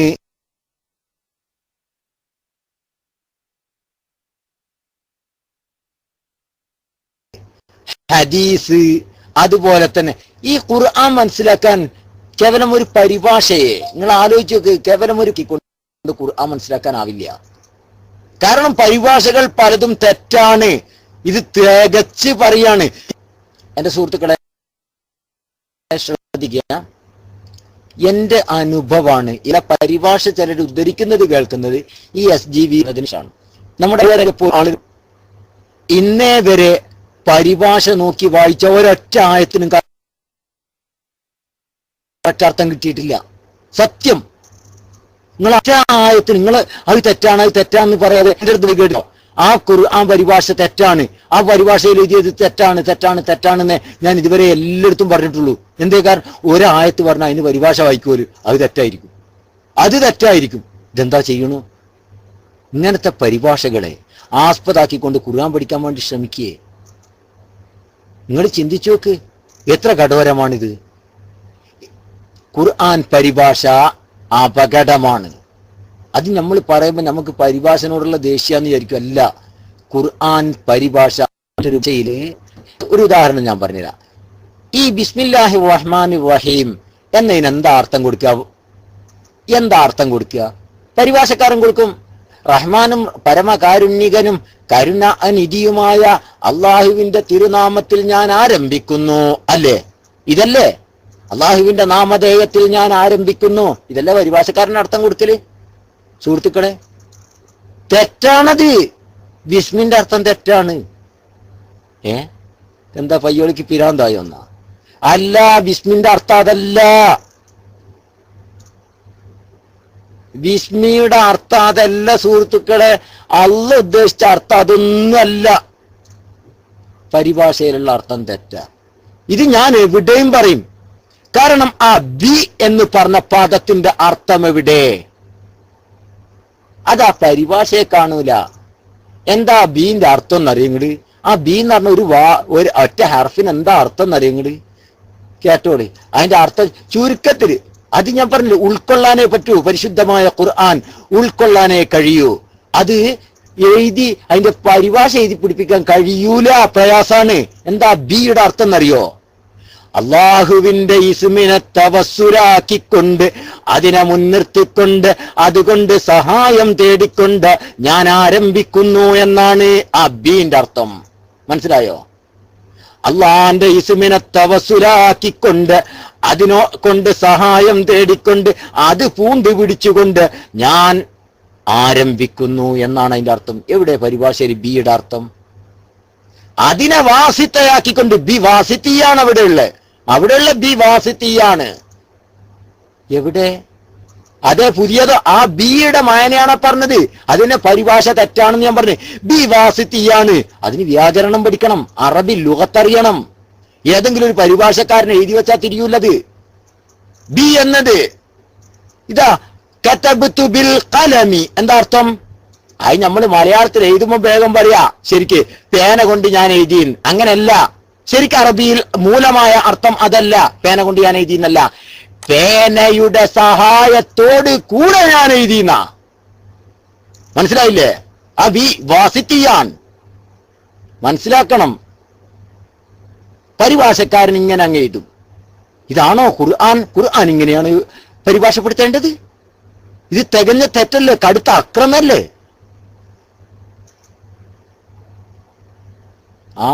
ഇങ്ങനെ എത്ര പ്രശ്നങ്ങളുണ്ടെന്നറിയോ? ഈ പരിഭാഷ എന്ന ആ നശീകരണം, അതാണ് ദീനുൽ ഇസ്ലാമിനെ ഇത്ര കണ്ട് നാശപ്പെടുത്തിയിരിക്കുന്നത്. ഇത് പറയാതിരിക്കാൻ പറ്റൂല, സങ്കടമുണ്ട്. എന്നിട്ട് ഇത് പിടിച്ചിട്ടാണ് ഈ കൊണ്ടു നടക്കുന്നത്. നിങ്ങൾ ആലോചിച്ചൊക്കെ ഒരു ബിസ്മിന്റെ അർത്ഥം പോലും നേരെ ഇല്ല. നിങ്ങൾ ചിന്തിച്ചോക്കെ. ഞാനൊരാളോട് മുമ്പ് KT കരീമിനോട് ചോദിച്ചിരുന്നു, അൽഹംദുലില്ലാഹി റബ്ബിൽ ആലമീൻ എന്താ അർത്ഥം? സർവസ്തുതിയും അള്ളാഹ്ക്കാണ്. റബ്ബുൽ ആലമീനായ തമ്പുരാനാണ് സർവസ്തുതിയും. സർവലോക രക്ഷിതാവായ അള്ളാഹുവിനാണ് അർത്ഥം. അതാണോ? തെറ്റാണ്. ഒരു ബിസ്മി കഴിഞ്ഞ് അൽഹംദു തുടങ്ങി അൽഹംദു തെറ്റി. ഇന്ന് എന്ത് പരിഭാഷയത്? ഇതാ പരിഭാഷ? സുഹൃത്തുക്കളെ, ഇതാണോ പരിഭാഷ? തഫ്സീർ റാസി എത്ര വാല്യത്തിലാണുള്ളത്? ഇങ്ങനെ പരിഭാഷപ്പെടുത്തിയിട്ടും വ്യാഖ്യാനിച്ചിട്ടും കൊണ്ടുവരികയാണത്. ഇബ്നു കസീർ എത്ര വാല്യത്തിലാണുള്ളത്?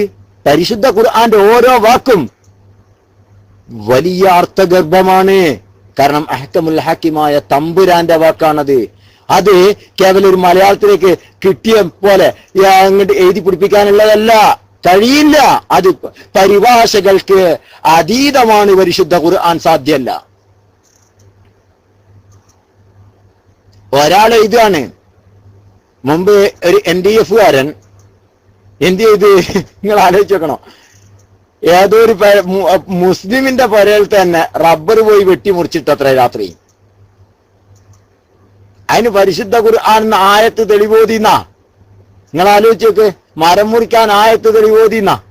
മരം മുറിച്ചിടാ, ശത്രുവിന്റെ മരം മുറിച്ചിടാൻ ഖുർആനിലെ ആയത്ത് തെളിവോതി. എന്താ കാരണം? മൂപ്പർക്ക് ഒരു പരിഭാഷയാണല്ലോ കിട്ടിയത്. ആ പരിഭാഷ കൊണ്ട് ഞാൻ അതിലേക്കൊന്നും പോണില്ല, ഇപ്പൊ നീട്ടിയല്ല.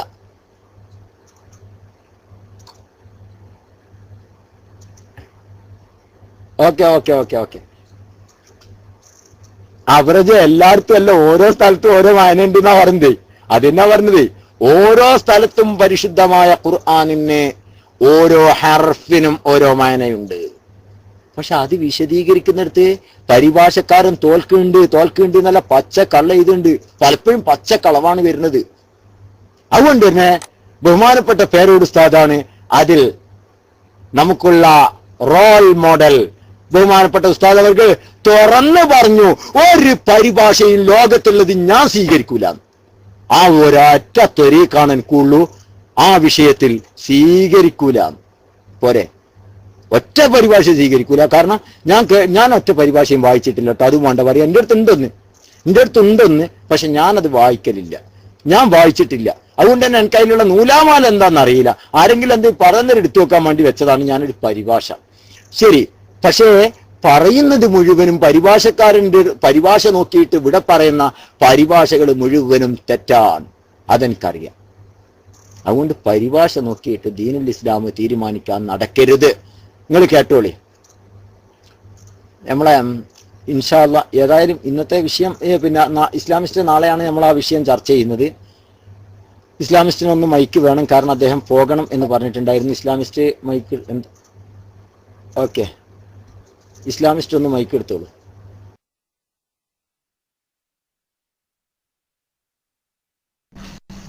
നമസ്കാരം, അസ്സലാമു അലൈക്കും വറഹ്മത്തുള്ളാഹി. പിന്നെ പയ്യാവളി ഉസ്താദിനോടും അബ്രാച്ചിനോടും വാടാനപ്പള്ളി സാഹിബിനോടെല്ലാം തൽക്കാലം ഞാൻ പിന്നെ ഉറങ്ങാനുള്ള ഒരു പരിപാടിയിലാണ്. ഞാൻ സത്യത്തിൽ ഇന്ന് 2-2:30 മണി വരെ ഇരിക്കാന്ന് വിചാരിച്ചാണ്.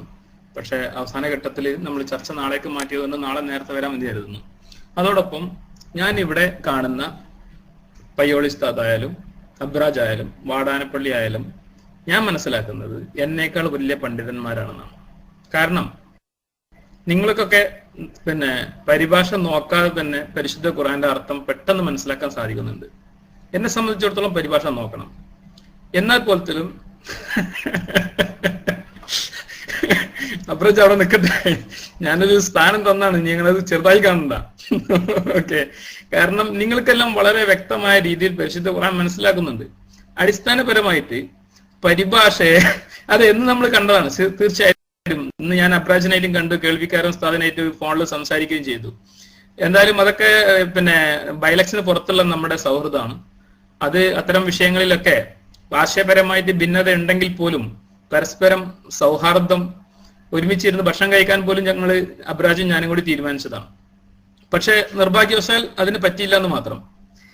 തീർച്ചയായും സത്യത്തിന്റെ മാർഗത്തിലേക്ക് എല്ലാവരും എത്തണം എന്ന് തന്നെയാണ് ഞാൻ ആഗ്രഹിക്കുന്നത്. ഇത്തരം വിഷയങ്ങളെല്ലാം തന്നെ ഞാൻ എവിടെയായിട്ട് ചർച്ച ചെയ്യാൻ ഉദ്ദേശിച്ചത്. സത്യത്തിൽ നമ്മൾ യാദൃശ്ചികമായിട്ടാണ് ഇത്തരം ഒരു ചർച്ചയിലേക്ക് മിനിയാന്ന് കടന്നു വന്നത്. ഏതായാലും ഈ വിഷയവുമായി ബന്ധപ്പെട്ട് നാളെ നമുക്ക് ചർച്ച ചെയ്യാവുന്നതാണ്.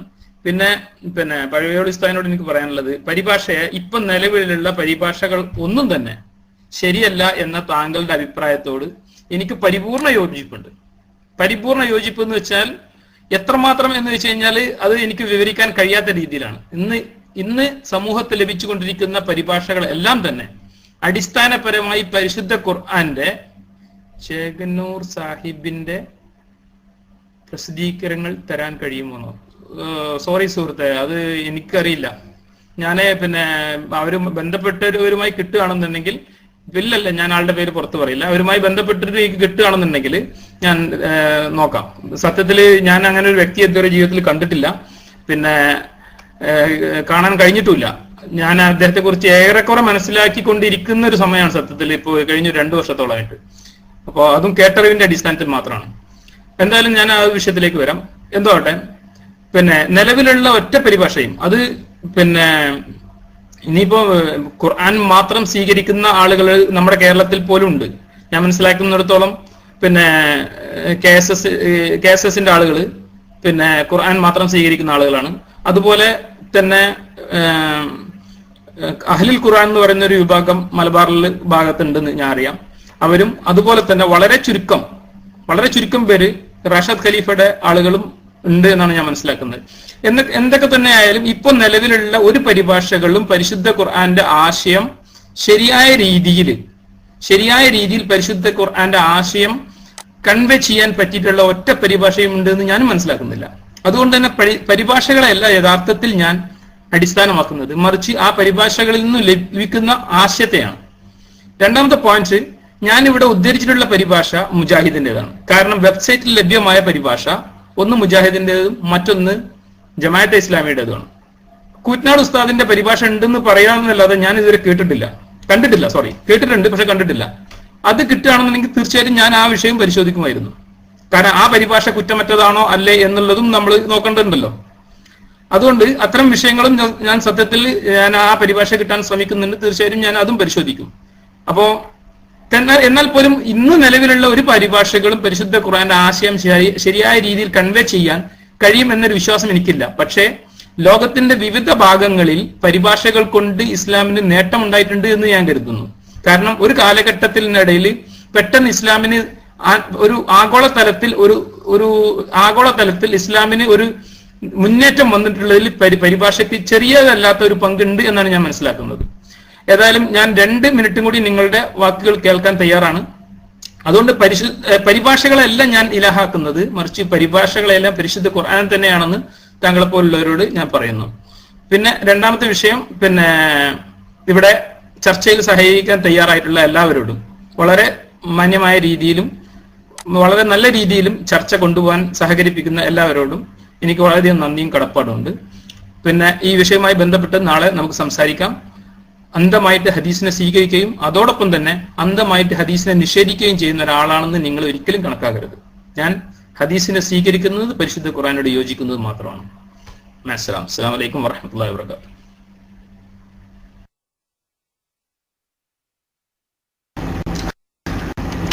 അസ്സലാമു അലൈക്കും വറഹ്മത്തുള്ളാഹി വബറകാതുഹു.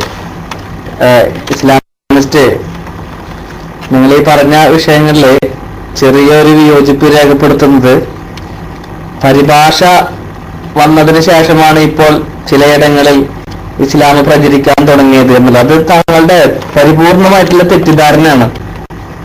ശരിക്കും നിങ്ങൾ അബദ്ധത്തിൽ ഇപ്പൊ തന്നെ നിങ്ങളുടെ വാക്കിലെ വൈരുദ്ധ്യങ്ങൾ നോക്കിയേ, നിങ്ങൾ ആത്മാർത്ഥമായിട്ട് ആലോചിച്ച് നോക്ക്. നിങ്ങൾ തന്നെ പറയുന്നു ഇപ്പൊ നിലവിൽ ഒരു പരിഭാഷയും ഖുർആന്റെ പൂർണ്ണ അർത്ഥം നൽകുന്നില്ല. അത് നിങ്ങൾ തന്നെ പറഞ്ഞത് അല്ലേ? അങ്ങനെ ഒരു പരിഭാഷ ഇല്ല എന്ന് നിങ്ങൾ തന്നെ പറയുന്നു. അതുവരെയും നിങ്ങൾ തന്നെ പറയുന്നു ഈ ഒന്നുമല്ലാത്ത പൂർണ്ണ അർത്ഥം നൽകാത്ത ഈ പരിഭാഷ ഇസ്ലാമിന്റെ വളർച്ചയിൽ വലിയ പങ്കും വഹിച്ചിട്ടുണ്ടെന്ന് നിങ്ങൾ ആലോചിച്ചു. എന്തുമാത്രം വൈരുദ്ധ്യമാണ് നിങ്ങളെ പറഞ്ഞത്. യഥാർത്ഥ അർത്ഥം ഒരിക്കലും നൽകുന്നില്ല എന്ന് നിങ്ങൾ തന്നെ പറയുക. അതേ പരിഭാഷ തന്നെയാണ് ഈ ഇസ്ലാം വളരാൻ കാരണമായത് എന്ന് നിങ്ങൾ പറഞ്ഞാല് പറഞ്ഞു കഴിഞ്ഞാല് പിന്നെ സത്യത്തില് നമ്മൾ എന്താ മനസ്സിലാക്കേണ്ടത്? നിങ്ങൾ പറഞ്ഞത് പരിപൂർണ തെറ്റാണ് എന്ന് ഞങ്ങൾ അതിൽ നിന്ന് തന്നെ മനസ്സിലാക്കി. നിങ്ങൾക്ക് ഇനി അത് മനസ്സിലാവുക എന്നുള്ളത് നമുക്കറിയില്ല. ഇനി നോക്കിയേ, ഇപ്പൊ ഇസ്ലാമിനെ കുറിച്ച് ആളുകൾ കൂടുതൽ പഠിക്കുന്നത് എന്തുകൊണ്ടല്ല, പരിഭാഷ കൊണ്ടല്ല, മറിച്ച് ഇസ്ലാമിനെതിരെ, അതായത് ഇന്റർനാഷണൽ ബേസിലാണ് ഞാൻ പറയുന്നത്, പരിശുദ്ധ ഇസ്ലാമിനെതിരെ വ്യാപകമായി എതിരാളികൾ ദുഷ്പ്രചരണം നടത്തുന്നു. സ്വാഭാവികമായും എന്തുകൊണ്ട് ഇങ്ങനെ ഇസ്ലാമിനെതിരെ മാത്രം കണ്ടിരിക്കുന്ന ആളുകൾക്ക് ഈ ആരോപണങ്ങൾ പച്ചക്കളവാണ് എന്ന് കൃത്യമായി തോന്നുന്ന രീതിയിലുള്ള ആരോപണങ്ങളും അപവാദ പ്രചരണങ്ങളും നടക്കുന്ന സമയത്ത് സ്വാഭാവികമായിട്ടും എന്ത് ചെയ്യുന്നു? അവർ ഇതിനെക്കുറിച്ച് പഠിക്കാൻ ശ്രമിക്കുന്നു. അതല്ലാതെ നിങ്ങൾ പറഞ്ഞത് തെറ്റാണ് എന്ന് നിങ്ങളുടെ വാക്കിൽ നിന്നല്ലേ നമ്മൾ ഇവിടെ സ്ഥാപിച്ചത്. മനസ്സിലായോ? നിങ്ങൾ പറഞ്ഞ വാക്കിൽ നിന്ന് തന്നെയാണ് നമ്മൾ പറഞ്ഞത് എന്ത്? പരിപൂർണ അർത്ഥത്തിൽ ഖുർആന്റെ ആശയം സ്ഥാപിക്കാൻ കഴിയാത്ത ഈ പരിഭാഷകൾ വെച്ച് ഇസ്ലാം അറിഞ്ഞു എന്ന് പറഞ്ഞിട്ടുണ്ടെങ്കിൽ, അതെ, അമേരിക്കയിൽ എന്താ വളരാൻ കാരണം?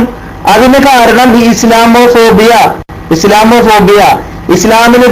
ഇസ്ലാമിനെതിരെ ശത്രുക്കൾ നടത്തുന്ന കടന്നാക്രമണം അത് പരിധി വിടുന്നുണ്ട് എന്ന് കാണുമ്പോൾ എന്തുകൊണ്ട് ഇസ്ലാം ഇത്രമാത്രം ഘോഷിക്കപ്പെടുന്നു എന്നുള്ള രീതിയിലുള്ള പഠനങ്ങൾ വ്യാപകമായി നടക്കുന്നുണ്ട്. നിങ്ങൾ ആലോചിച്ച് നോക്കി, നമ്മുടെ കേരളത്തില് ഇസ്ലാം ഇത്ര വ്യാപകമായത് അത് പരിഭാഷ കൊണ്ടാണോ? നിങ്ങൾ എന്തൊരു തെറ്റിദ്ധാരണകൾ നിങ്ങളുള്ളത്? നിങ്ങൾ ആലോചിച്ച് നോക്കിയാൽ കേരളത്തിൽ ഇസ്ലാം വന്നത് എവിടുന്ന? അത് പരിഭാഷ കൊണ്ടാണോ? ഒരിക്കലല്ല. മറിച്ച് പഴയകാല മഹാന്മാര് അവർ ജീവിതം കൊണ്ട് കാണിച്ചു കൊടുത്തു എന്താണ് ഇസ്ലാം എന്ന്. പിന്നെ ഒന്ന് രാവിലെ നിങ്ങൾ പറഞ്ഞതിലുള്ള വേറൊരു, ഞാൻ പിന്നെ രാവിലെ നിങ്ങളോട് ശരിക്കൊരു ഫ്രണ്ട്ലി ടോക്കായിരുന്നു സംസാരം. നിങ്ങൾ ഒരിക്കലും ഞാൻ ക്രോസ് ചെയ്തിട്ടുണ്ടായിരുന്നില്ല നിങ്ങളുടെ സംസാരത്തില്. അപ്പൊ ഞാൻ പലപ്പോഴും എന്ത് ചെയ്തിട്ടില്ല, ഞാൻ നിങ്ങളോട് എതിർത്ത് സംസാരിച്ചിട്ടില്ല. കാരണം നിങ്ങളിന്ന് ചർച്ചയ്ക്ക് വരുന്നതാണല്ലോ, അതിനിടയ്ക്ക് ഒരു ടോക്ക് വന്ന് നമുക്കൊരു മുഷിപ്പ് വേണ്ടെന്ന് ഞാൻ കരുതിയിട്ടൊന്നും പറഞ്ഞിട്ടുണ്ടായിരുന്നില്ല. നിങ്ങൾ രാവിലെ എന്നോട് പറഞ്ഞിട്ടുണ്ടായിരുന്നു ഈ പരിഭാഷ കൊണ്ടാണ് ക്രിസ്ത്യൻ മതം ഇത്രമാത്രം ലോകത്ത് വളർന്നതെന്ന്. അല്ലേ? കേൾക്കുന്നില്ലേ? ഹലോ, നിങ്ങൾ കേൾക്കുന്നില്ലേ? ഇസ്ലാമിസ്റ്റ് മറ്റുള്ളവർ കേൾക്കുന്നുണ്ടോ? ഉണ്ടോ? ഓക്കെ. ആ പറഞ്ഞതും പിന്നെ പറഞ്ഞത് എന്താ പറയാ, തനി അബദ്ധാണെന്ന് പിന്നെ ക്രിസ്ത്യാനികളെ കുറിച്ച് അറിയുന്ന എല്ലാവർക്കും അറിയാം. നിങ്ങൾ ആലോചിച്ച് നോക്കിയേ, മലപ്പുറം ജില്ലയില് എത്ര മിഷണറീസ് പ്രവർത്തിക്കുന്നുണ്ട് ഇല്ലേ? എത്ര പേര് ക്രിസ്ത്യാനികളായിട്ടുണ്ട്? ഞങ്ങളുടെ അവിടെ അറിയാം, ഞങ്ങളുടെ പാവറട്ടി ഭാഗങ്ങളിൽ ക്രിസ്ത്യൻ മിഷണറി പ്രവർത്തിക്കുന്നതും അവിടെ ഒരുപാട് ആളുകൾ പിന്നെ ക്രിസ്ത്യാനികളായിട്ടുള്ളത് എനിക്കറിയാം. അട്ടപ്പാടി ഭാഗങ്ങളില്, വയനാട്ടില് ഇല്ലേ, മറ്റു ഒരുപാട് രാജ്യങ്ങളില് അവിടൊക്കെ ബൈബിളിന്റെ പരിഭാഷ കൊടുത്തിട്ടാണോ സുഹൃത്ത് അവരൊക്കെ ക്രിസ്ത്യാനികളായത്? അല്ല, അവർ ജീവനാടിന്റെ പ്രവർത്തനം എന്ന് പറഞ്ഞ് സാമ്പത്തികമായി സഹായിച്ചിട്ട് ആളുകളിൽ കമ്മിറ്റ്മെന്റ് ഉണ്ടാക്കുന്നു. പൈസ കമ്മിറ്റ്മെന്റ് ഉണ്ടാക്കിയിട്ട് ഈ ഒന്ന് അവിടെ കൊണ്ടുവെക്കൂ എന്ന് പറയുമ്പോ ഇല്ല എന്ന് പറയാനുള്ള മാനസികാവസ്ഥയിൽ നിന്ന് മാറുന്നു. ഇത് ക്രിസ്ത്യാനികൾക്ക് വരെ അറിയുന്ന സത്യമാണത്. അങ്ങനെ ഇരിക്കുന്ന ഒരു അവസ്ഥയില് നിങ്ങള് പിന്നെ ഇസ്ലാം പഠിച്ചു എന്നുള്ളതിന്റെ പേരിൽ മാത്രം, നിങ്ങളുടെ ഭാഷ പറഞ്ഞാല് നിങ്ങൾ ഇതിനെ കുറിച്ചൊക്കെ പഠിച്ച് മനസ്സിലാക്കി എന്നുള്ളതിന്റെ പേരില് ഇങ്ങനൊരു ഭീമാബദ്ധം പബ്ലിക്കിൽ പറയുമ്പോ അതെന്തുമാത്രം അടയത്തരാണ് സുഹൃത്തെ, അല്ലെ?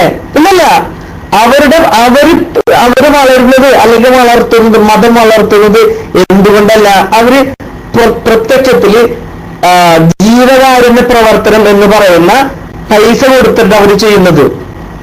അതുകൊണ്ട് ഞാൻ ഇനി കൂടുതൽ പറഞ്ഞ് ബോറടിപ്പിക്കുന്നില്ല. പിന്നെ ഞാൻ മൈക്ക് വിട്ടു. നിങ്ങൾ തെറ്റുകൾ എന്ത് ചെയ്യണമെന്ന് പറയാം. നമ്മൾ നിങ്ങളെ ശരിക്കൊരു സുഹൃത്ത് ബുദ്ധിയാണ് ഇതൊക്കെ പറഞ്ഞ് മനസ്സിലാക്കി തരുന്നത്, അല്ലെ? ഇന്ന് ഞാൻ നിങ്ങളോട് വേറൊരു ചോദ്യം ലാസ്റ്റ് ചോദിച്ചിട്ടുണ്ടായിരുന്നു.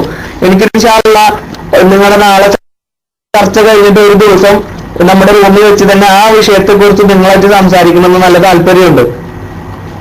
ആ വിഷയത്തെ കുറിച്ച് ഇൻഷാ അല്ലാഹ് അതിനുള്ള സാഹചര്യം പിന്നെ നിങ്ങൾ ഒരുക്കി തരണം. അത് അബദ്ധമാണെന്ന് നിങ്ങളുടെ വാക്കിലൂടെ തന്നെയാണ് ഞാൻ പറഞ്ഞത്. ഞാൻ മൈക്ക് വിട്ടു. അസ്സലാമു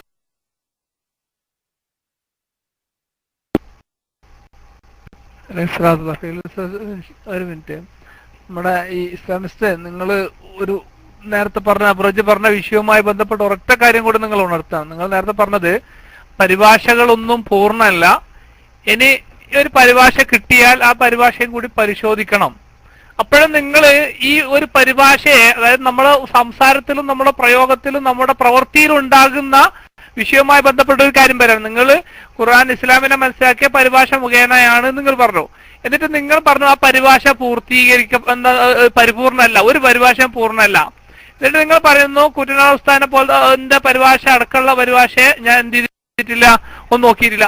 ഈ പരിഭാഷയെ നല്ലതാണോ പൂർണ്ണമാണോ എന്ന് അളന്നു നോക്കുന്ന മാനദണ്ഡം എന്താണ്? നിങ്ങൾ ഏത് മാനദണ്ഡം വെച്ചിട്ട് നിങ്ങൾ അത് അളന്നു നോക്കുക? നിങ്ങളൊന്ന് നേരെ മറിച്ച് ഞങ്ങളെ സംബന്ധിച്ചിടത്തോളം ഞങ്ങൾ പരിഭാഷ വായിക്കാത്തത് കൊണ്ട് തന്നെ ഇമാമിങ്ങളുടെ ഗ്രന്ഥങ്ങളിൽ നിന്ന്, തഫ്സീറുകളിൽ നിന്ന്, ഉസ്താദന്മാരായ ഗുരുനാഥന്മാരിലൂടെ ആ വിഷയം പഠിക്കുന്നു. അപ്പൊ സ്വാഭാവികമായും മുസ്ലിം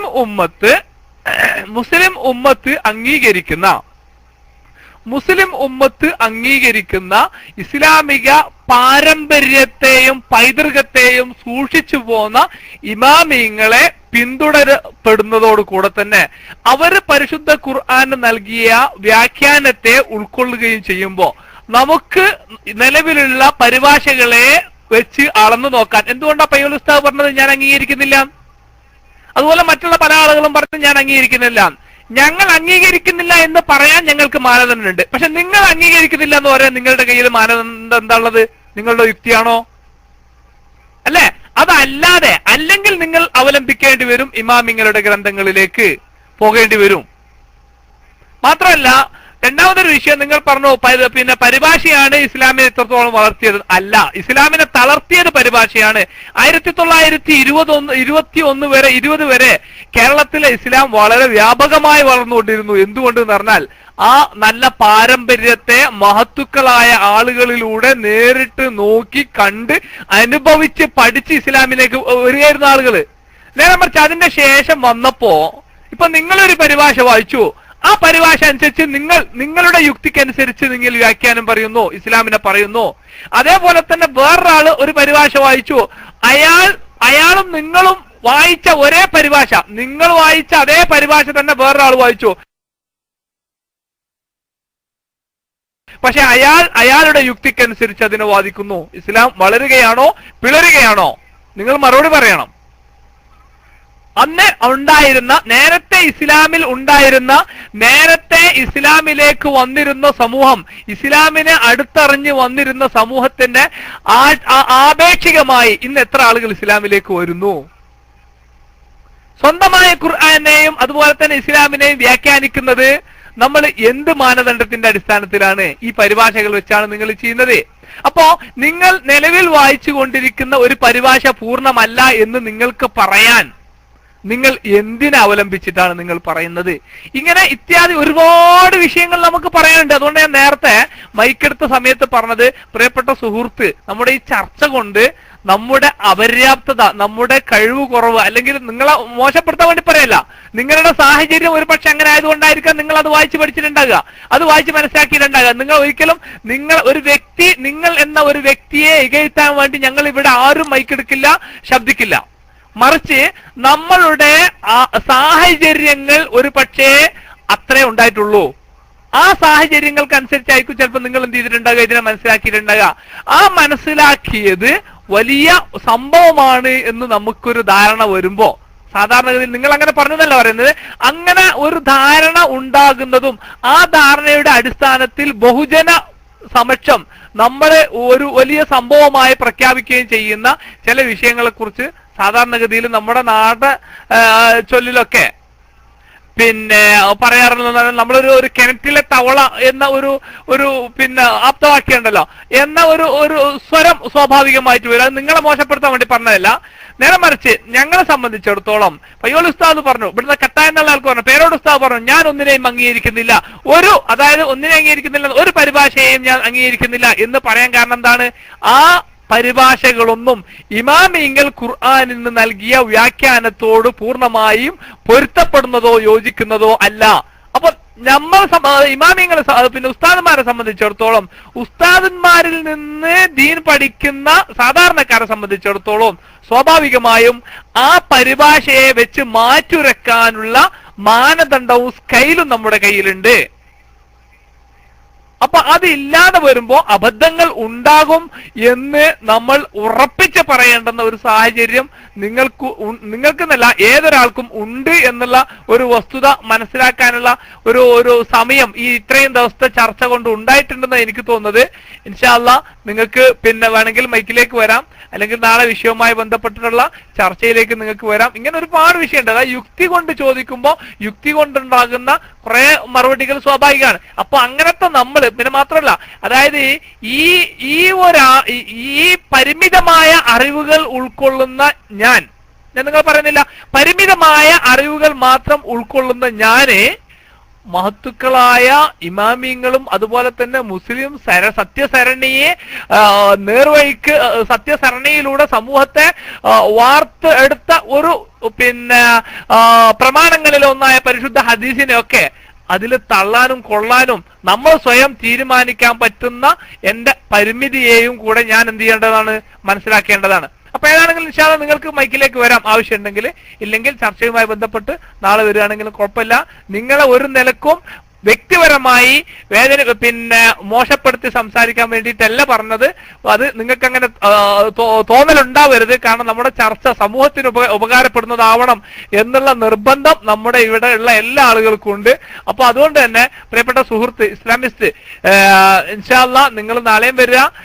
ചർച്ചയുടെ നിങ്ങൾ ഉന്നയിക്കുന്ന ചോദ്യങ്ങളുടെ അടിസ്ഥാനവും അടിത്തറയും ഒന്നുകൂടെ ഉറപ്പിക്കാനുള്ള ശ്രമം നിങ്ങൾ ഉണ്ടാവണം എന്നുകൂടെ ഉണർത്തി ഞാൻ മൈക്ക് ഇൻഷാ അല്ലാഹ് തീർച്ചയായിട്ടും നാളെ നമുക്ക് വീണ്ടും കാണാം. എനിക്ക് സത്യം പറഞ്ഞല്ലോ, ഞാനിപ്പോ ഇന്ന് പിന്നെ അബ്രാജിനായിട്ടൊക്കെ സംസാരിച്ചു, കേൾവിക്കാര ഉസ്താദിനായിട്ട് കുറെ നേരം സംസാരിച്ചു. പക്ഷെ നമ്മളെ സംബന്ധിച്ചിടത്തോളം നമ്മൾ ഭിന്നമായ ആശയം ഉണ്ടെങ്കിൽ പോലും, നിങ്ങളുടെ ആശയങ്ങളോട് എനിക്ക് വിയോജിപ്പുണ്ടെങ്കിൽ പോലും സൗഹൃദ ബന്ധം വളരെ നന്നായി കാത്തു സൂക്ഷിക്കുന്ന ഒരാളാണ്. തീർച്ചയായിട്ടും നമുക്ക് ഇത്തരം വിഷയങ്ങളെല്ലാം ഇവിടെ തന്നെ ഇട്ടിട്ട് ചർച്ച ചെയ്യാം. അതിൽ എനിക്കുള്ള വിയോജിപ്പ് ഞാൻ വ്യക്തമാക്കാം. നിങ്ങൾക്ക് എന്തുകൊണ്ട് അത് ശരിയാവുന്നു എന്നുള്ളത് നിങ്ങൾക്ക് വ്യക്തമായ രീതിയിൽ പറയാം. ഞാൻ നേരത്തെ പറഞ്ഞതുപോലെ ഒരിക്കൽ കൂടി പറയുന്നു, ഇവിടെയുള്ള നിലവിൽ ലഭിച്ചിട്ടുള്ള ഒരു പരിഭാഷകളും ശരിയാണ് എന്ന അഭിപ്രായം എനിക്കില്ല.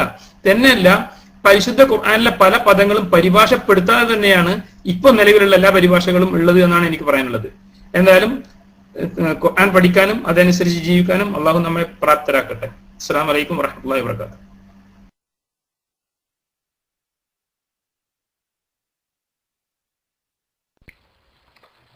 അസ്സലാമു അലൈക്കും. പയ്യോളി ഉസ്താദ് ഒന്ന് ക്ഷമിക്കണം, ഞാൻ ഒരു വിഷയം ഇസ്ലാമിസ്റ്റിനോട് ഈ ചർച്ചയുടെ ഭാഗമായിട്ട് ഒറ്റ ഒരു ചോദ്യം ചോദിച്ചു ഞാൻ വിടും.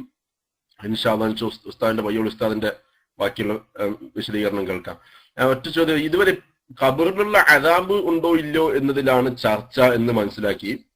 ഖബറിൽ നഈമാവോ എന്നുള്ളൊരു ചോദ്യം, അതായത് ഇസ്ലാമിസ്റ്റ് ഖബറിൽ സുഖം ഉണ്ടാവും, ഖബറിൽ പിന്നെ ജോയ് സന്തോഷം ഉണ്ടാവും എന്ന് വിശ്വാസം ഉണ്ടോ എന്നുള്ളത് ആ ചർച്ചയുടെ ഭാഗം. അതായത് അദാബ് ഇല്ല എന്ന് പറഞ്ഞ പോലെ തന്നെ ഖബറിലൂതി പിന്നെ മരിച്ചവർക്ക് സ്വർഗത്തിൽ അത് പരലോകത്തിൽ വേഷത്തിന് മുമ്പ് പിന്നെ ഒന്നും ഇല്ല, ഒരു അനുഭവവും ഇല്ല എന്നാണോ എന്നുള്ളത് ആ ഒരു ചോദ്യം മാത്രം. ബാക്കി നാളെയാണല്ലോ ബാക്കി ചർച്ച എടുക്കുക. അപ്പൊ ഈ ചർച്ച ഈ വിഷയത്തിലായതുകൊണ്ട് അദാബില്ലാത്തതുപോലെ തന്നെ അതില് ഖബറിൽ നഈമും ഇല്ല എന്നാണോ ഇസ്ലാമിസ്റ്റിന്റെ വാദം എന്ന് ഒരൊറ്റ ചോദ്യം.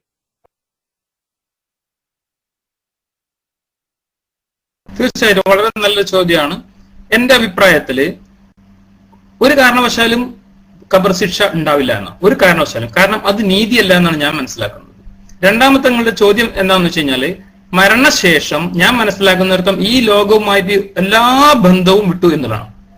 മരണശേഷം ഈ ലോകവുമായി എല്ലാ ബന്ധം വിട്ടു. എപ്പോ വരെ? അള്ളാഹു പുനർജീവിപ്പിക്കുന്നത് വരെ. അതുവരെ നമ്മൾ ഒന്നും അറിയുന്നില്ല എന്നാണ് മനസ്സിലാക്കുന്നത്.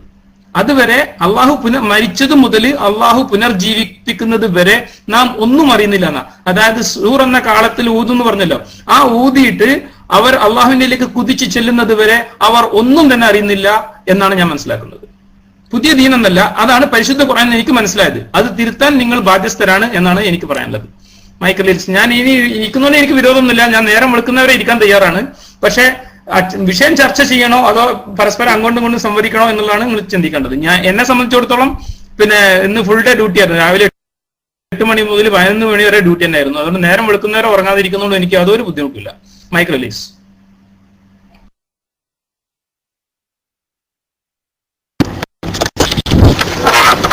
അസ്സലാമു അലൈക്കും വറഹ്മത്തുള്ളാഹി. രണ്ട് കാര്യങ്ങൾ.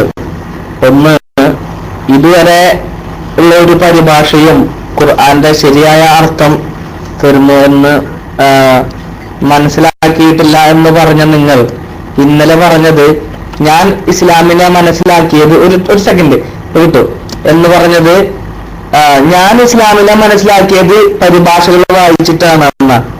ഞങ്ങൾ സാധാരണ ബുദ്ധിയുള്ള ആളുകൾ എന്താ മനസ്സിലാക്കേണ്ടത്? നിങ്ങൾ മനസ്സിലാക്കിയ ഇസ്ലാം എന്ത് വെച്ചിട്ടാണ്?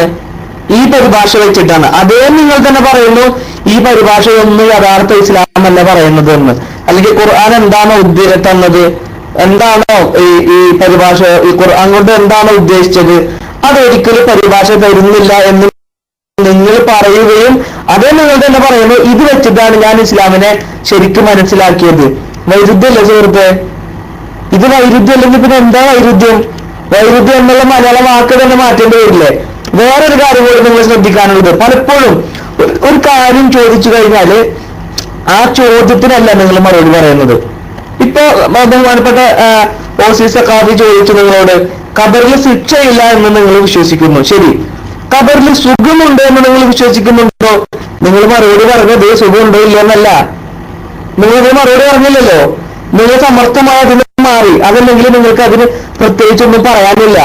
കാരണം പറഞ്ഞിട്ടുണ്ടെങ്കിൽ അതിന് ഖുർആനിൽ തെളിവുണ്ടോ എന്ന് നമ്മൾ ചോദിക്കും. അതിന് നിങ്ങൾ മറുപടി പറയേണ്ടി വരും. അതുകൊണ്ട് സുഖം അനുഭവിക്കുന്നുണ്ടോ എന്നുള്ള വിഷയത്തിന് പതുക്കെ നിങ്ങൾ മാറി. ഇല്ലേ സഖാഫിസ്ഥാന് അതെന്നല്ലേ ചോദിച്ചത്? അല്ലേ സഖാഫിസ്ഥാൻ അതല്ലേ ചോദിച്ചത്? അതെ. അതിന് അദ്ദേഹം മറുപടി പറഞ്ഞോ? ഇസ്ലാമിസ്റ്റെ നിങ്ങൾ മറുപടി പറഞ്ഞില്ലല്ലോ. ഇത് നിങ്ങളുടെ തുടർച്ചയായിട്ടുള്ള സംസാരങ്ങളിൽ ഇങ്ങനെ വരുന്നുണ്ട്. അത് നിങ്ങൾ അറിയുന്നില്ല. എന്ത്?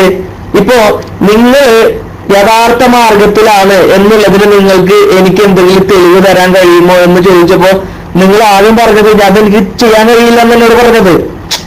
എന്നിട്ട് നിങ്ങൾ എന്നോട് ചോദിച്ചു നിങ്ങൾ സത്യമാർഗത്തിലാണ് എന്നുള്ളത് എനിക്ക് തെളിവ് തരാന്ന് പറഞ്ഞു.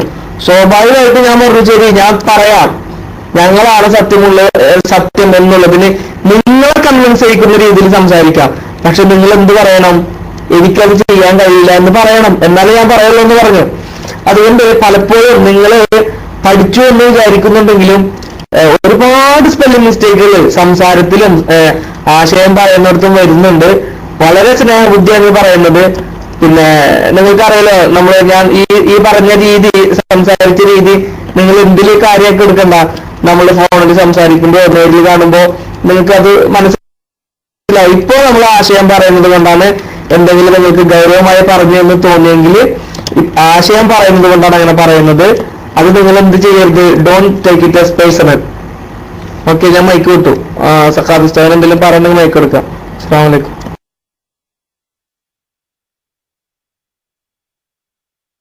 ഞാൻ അദ്ദേഹത്തോട് മറുപടി പറഞ്ഞല്ലോ അബ്രാജ്, നിങ്ങൾ കേട്ടില്ലേ? ഈ മരണത്തോടു കൂടി അതോടൊപ്പം ഈ മരണം മുതല് അള്ളാഹു പുനർജീവിപ്പിക്കുന്നവരെ ഒന്നുമില്ലാന്നാ പറഞ്ഞത്. അതായത് സുഖവുമില്ല, ദുഃഖമില്ല, അവർ അറിയുന്ന പോലും ഇല്ല എന്താണെന്ന്. അത് ഞാൻ മനസ്സിലാക്കുന്നിടത്തോളം ഒരു ഉറക്കം പോലെയാണത്. തീർത്തും ജസ്റ്റ് സ്ലീപ്പ്, അതായത് ഒരു ഉറക്കം പോലെ. അതായത് മരണവേദന അനുഭവിച്ചുകൊണ്ട് മരണത്തോടു കൂടി പിന്നെ അദ്ദേഹത്തെ പുനർജീവിപ്പിക്കുന്നത് വരെ. അത് ഞാൻ എന്റെ അഭിപ്രായമാണ് പറഞ്ഞത്. എന്നോട് എന്റെ ചോദ്യമാണ് ചോദിക്കുന്നത്. ഞാൻ എന്റെ അഭിപ്രായം, എന്റെ വിശ്വാസമാണ് പറയുന്നത്. ഞാനത് പരിശുദ്ധ ഖുർആനിൽ മനസ്സിലാക്കിയതാണ്. ഇത് തികച്ചും ഉറക്കം പോലെയാണ്. അള്ളാഹു സൂറ എന്ന കാലത്തിൽ ഊതിയിട്ട് മനുഷ്യനെ പുനർജീവിപ്പിക്കുന്നത് വരെ എന്ന് ഞാൻ വളരെ വ്യക്തമായ രീതിയിൽ മറുപടി പറഞ്ഞു. നിങ്ങൾ കേട്ടിട്ടില്ല, ഒരുപക്ഷെ കട്ടായിരിക്കും. അപ്രൂവ് ചെയ്യാൻ പറ്റുമെന്നുള്ളത്, ശിക്ഷ ഉണ്ടെന്ന് പ്രൂവ് ചെയ്യാൻ പറ്റണം. ശിക്ഷ ഉണ്ടെന്ന് പ്രൂവ് ചെയ്യാൻ പറ്റണം. അത് അവിടെയാണ്. ശിക്ഷ ഉണ്ടോ ഇല്ല എന്നുള്ളതാണ്. ഇത്ര അധികം ആയത്തുകളുടെ അടിസ്ഥാനത്തിൽ അള്ളാഹു നരക ശിക്ഷയെ കുറിച്ച് പറഞ്ഞു, ഇഹലോകത്തെ ശിക്ഷയെ കുറിച്ച് പറഞ്ഞു, മറിച്ച് ഖബർ ശിക്ഷയെ കുറിച്ച് ബോധപൂർവം മറച്ചു വെച്ചു എന്ന് കരുതണോ? ഞാൻ അങ്ങനെ കരുതുന്നില്ല. Mic release.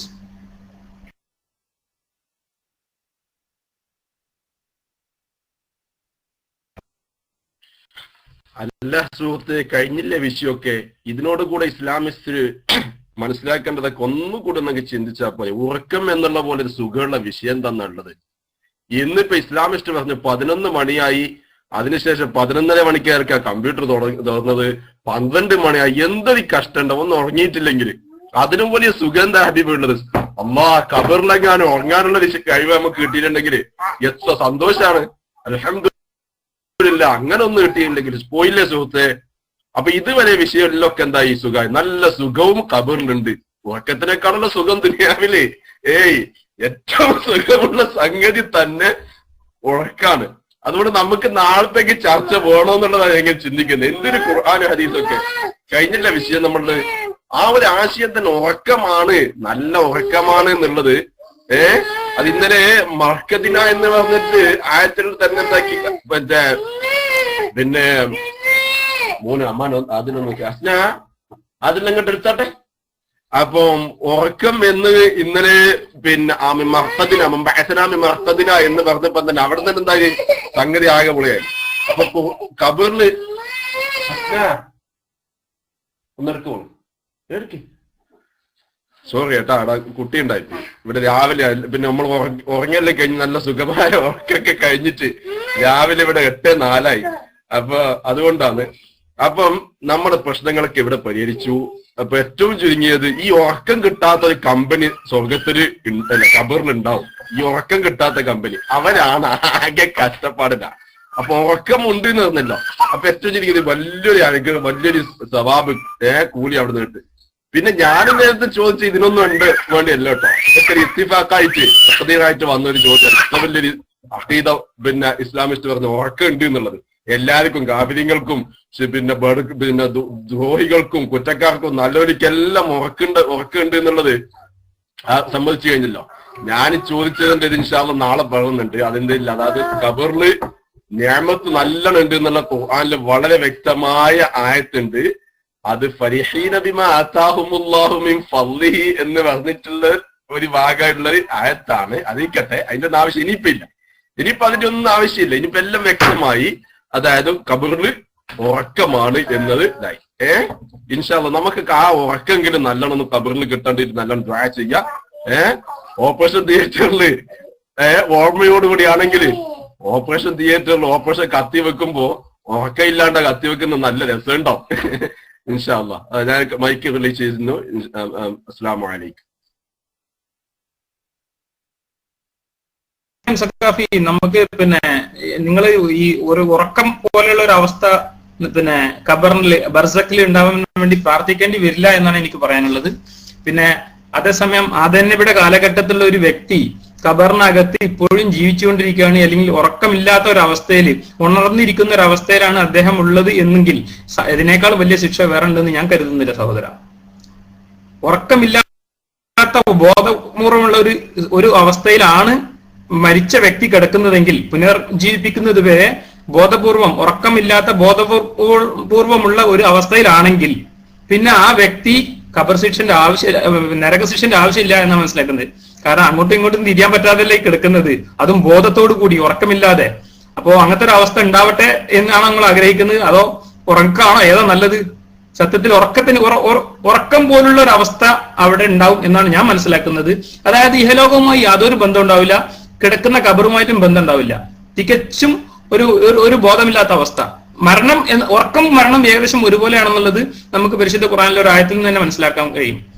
ഏതായാലും മൈക്ക് റിലീസ്, പിന്നെ ഞങ്ങളൊക്കെ മൈക്ക് അടിക്കുകയും ഞാൻ റിലീസ് ആക്കുകയാണ്. ഞാൻ ഒരു 2 മിനിറ്റ് കൂടി ഇരിക്കും, അത് കഴിഞ്ഞ് പോവാം. Mic release.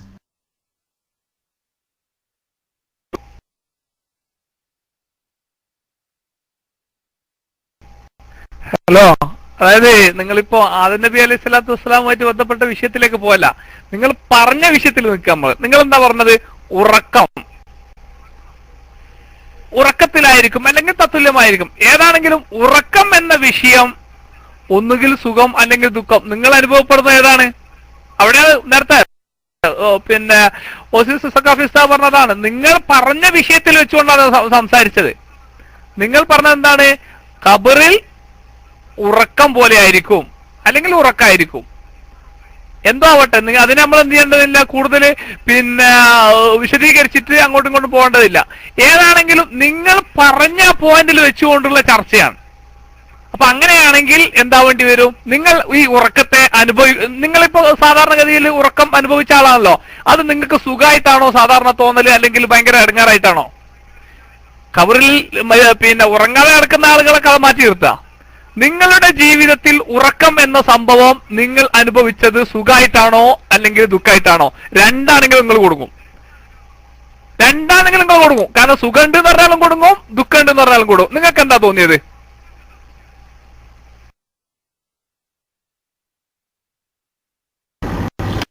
ഹലോ,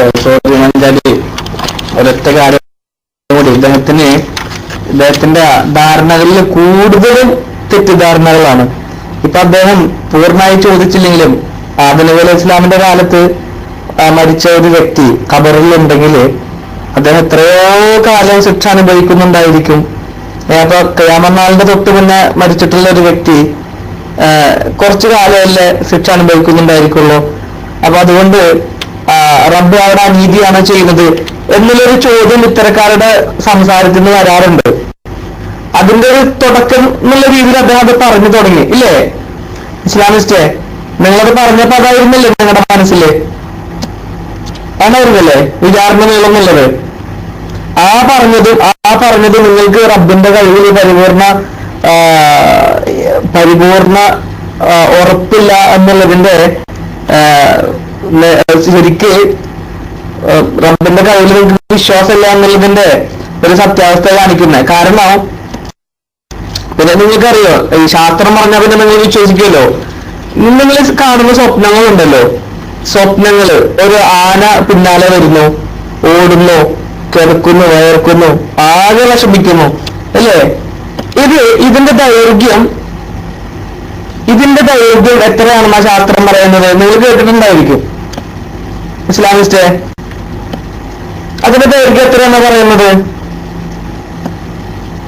നിങ്ങൾക്കറിയാമോ അത്? ഹലോ,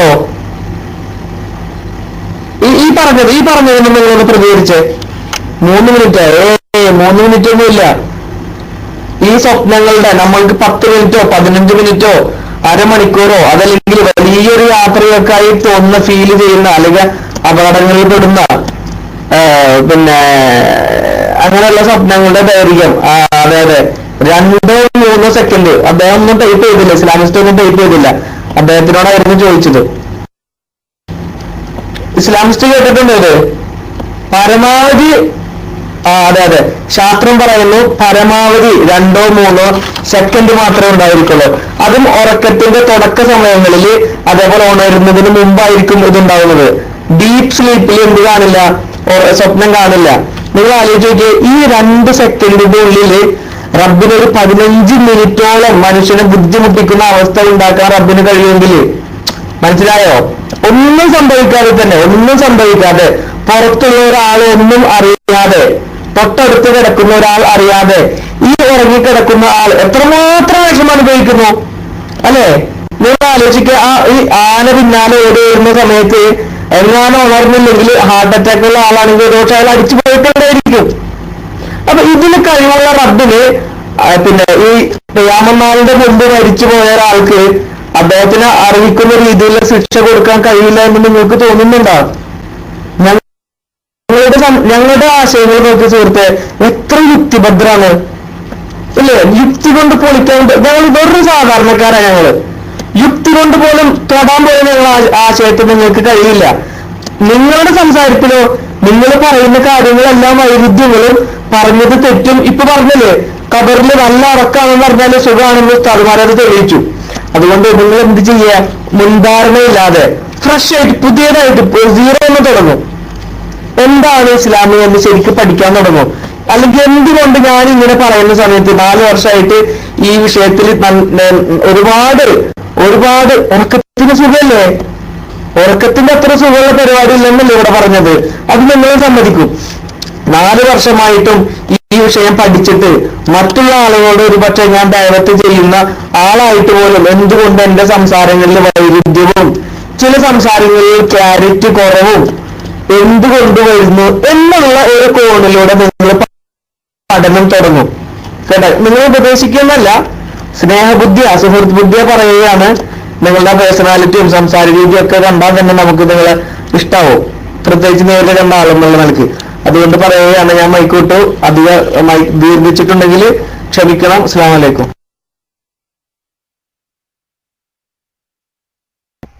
അതായത് ഞാൻ രണ്ടാമത് മൈക്കിൽ വന്ന് എന്താന്ന് പറഞ്ഞാല് അബർജിപ്പ വിഷയം സൂചിപ്പിച്ചപ്പോ നിങ്ങള് നേരത്തെ ഇവിടുന്ന് ഒരു കാരണം പറഞ്ഞത് എന്താണെന്നറിയോ? ഖബറിൽ ശിക്ഷയില്ല എന്ന് പറയാൻ നിങ്ങളൊരു കാരണം പറഞ്ഞ അള്ളാഹു നീതിവാൻ അല്ലാതായി പോകുന്നുള്ളതാണ് അല്ലേ? അങ്ങനെയല്ല നിങ്ങൾ പറഞ്ഞതേ? ഓക്കെ, അങ്ങനത്തെ നിങ്ങൾ കുറച്ച് കഴിഞ്ഞിട്ട് പറയാ ആദം നബി അലൈഹി സ്വലാത്തു വസ്സലാമിന്റെ കാലം മുതൽ ഇപ്പോഴും ജീവിച്ചിരിക്കുന്ന ഖബറിൽ ജീവിച്ചിരിക്കുന്ന ഒരാളുണ്ട് എന്ന് പറഞ്ഞാൽ അയാൾ എത്ര ബുദ്ധിമുട്ട് അനുഭവിക്കുന്നുണ്ടാവോ നിങ്ങൾ പറയുകയും ചെയ്താൽ, നിങ്ങൾ ആദ്യം പറഞ്ഞത് ഇപ്പം പറഞ്ഞത് നമ്മൾ എന്ത് വ്യത്യാസ? ആദം നബി അലൈഹി സ്വലാത്തു വസ്സലാം മുതൽ ഖബറിൽ ഇങ്ങനെ ജീവിച്ച് ശിക്ഷ അനുഭവിച്ചുകൊണ്ടിരിക്കുന്ന ഒരാള് അബ്രജ് പറഞ്ഞ ലാസ്റ്റ് ഖിയാമത്ത് സമയത്ത് ജീവിതത്തില് പിന്നെ ഖബറിലേക്ക് പോകുന്ന ഒരാൾ അനുഭവിക്കുന്നതില് അള്ളാഹു നീതിമാൻ അല്ലാതായി പോലും സുഹൃത്തെ. ആദ്യം ആദം നബി അലൈഹി സ്വലാത്തു വസ്സലാമിന്റെ കാലം മുതൽ ജീവിച്ച ഒരാള് തെറ്റ് ചെയ്തു പോയ ഒരാൾ പിന്നെ അനുഭവിച്ചുകൊണ്ടിരിക്കുന്ന ഒരു വിഷയവും അവസാനം വന്ന ഒരാൾ അനുഭവിക്കുന്ന ശിക്ഷയും തമ്മിൽ വ്യത്യാസം വരില്ലേ? അപ്പോ നിങ്ങൾ പറയേണ്ടത് ഉറക്കം സുഖമാണോ ദുഃഖമാണോ? എനിക്ക് പറയേണ്ടതാണ്, ഉറക്കം നിങ്ങളെ സംബന്ധിച്ചിടത്തോളം സുഖമാണോ ദുഃഖമാണോ? അത് നിങ്ങളൊന്ന് പറഞ്ഞാൽ രണ്ടാലൊന്നും ഉണ്ടാവുമല്ലോ. ഒന്നുകിൽ സുഖമായിരിക്കും അല്ലെങ്കിൽ ദുഃഖമായിരിക്കും, ഒന്നുകിൽ രാവ് അല്ലെങ്കിൽ പകല്, ചോറ് കഞ്ഞി ചൊറിഞ്ഞി ആവുന്ന രൂപത്തിൽ നിങ്ങൾ മറുപടി പറയരുത്. ഒന്നുകിൽ ഉറക്കം നിങ്ങളെ സംബന്ധിച്ചിടത്തോളം ഉറക്കം സുഖമാണോ അല്ലെങ്കിൽ ദുഃഖമാണോ?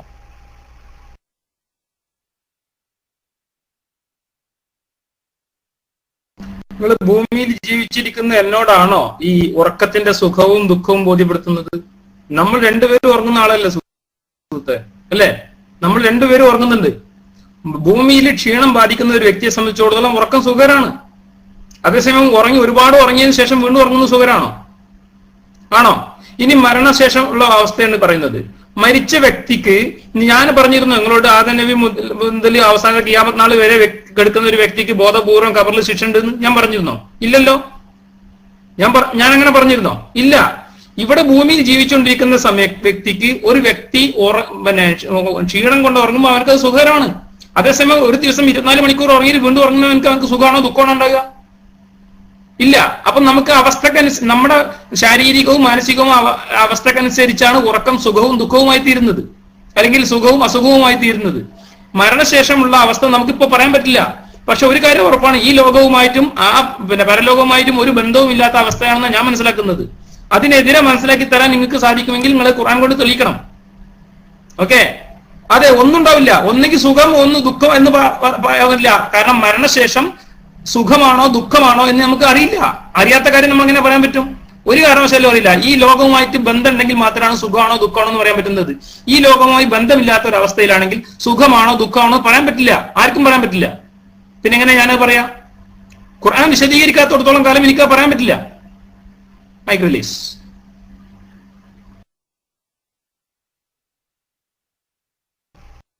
അതും അപകടങ്ങൾ പറഞ്ഞത്. കാരണം എന്താ പറയുക, 24 മണിക്കൂർ മാത്രമുള്ള ദുനിയാവില് ഒരു 6 മണിക്കൂർ ഉറങ്ങുമ്പോഴത്തേക്ക് സുഖാണ് ദുഃഖാണ് തീരുമാനിക്കാൻ നിങ്ങൾക്ക് കഴിഞ്ഞിട്ടുണ്ടെങ്കിൽ മഹ്ശറയിൽ അഥവാ ദുനിയാവുമായി വിട്ടുപിരിഞ്ഞ ജീവിതത്തിന്റെ മണിക്കൂറുകൾ എണ്ണപ്പെടാൻ അല്ല തിട്ടപ്പെടുത്താൻ അതിന്റെ ദൈർഘ്യത്തെ കണക്കാക്കാൻ കഴിയുന്നില്ല സുഹൃത്തെ. അവിടെ അതിന്റെ ദൈർഘ്യങ്ങളെ കണക്കാക്കാൻ കഴിയുന്നില്ല. അപ്പൊ അങ്ങനത്തെ ഒരാളെ സംബന്ധിച്ചിടത്തോളം അയാളുടെ ഉറക്കിന്റെ സമയത്തെ എന്ത് ചെയ്യാൻ പറ്റുന്നില്ല. ഉറക്കിന്റെ സമയം നിങ്ങൾ പറഞ്ഞില്ലേ, ഒരു 5-6 മണിക്കൂർ ഉറങ്ങുന്ന ഒരാളെ സംബന്ധിച്ചിടത്തോളം 24 മണിക്കൂർ ഉറങ്ങുമ്പോൾ പിന്നെ ബുദ്ധിമുട്ടാണെന്നുള്ളത്.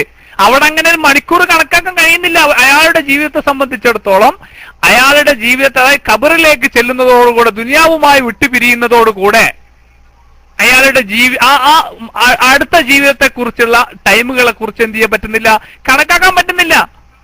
പിന്നെ നിങ്ങൾ ഖുർആൻ പറയാണെങ്കിൽ നിങ്ങൾ പറയുന്നത് ഒരു ദിവസത്തിന് പിന്നെ എത്ര 50 അൽഫസന 50,000 കൊല്ലത്തിന്റെ ദൈർഘ്യം എന്നൊക്കെ പറഞ്ഞ് സാധാരണ പറയുന്നില്ലേ.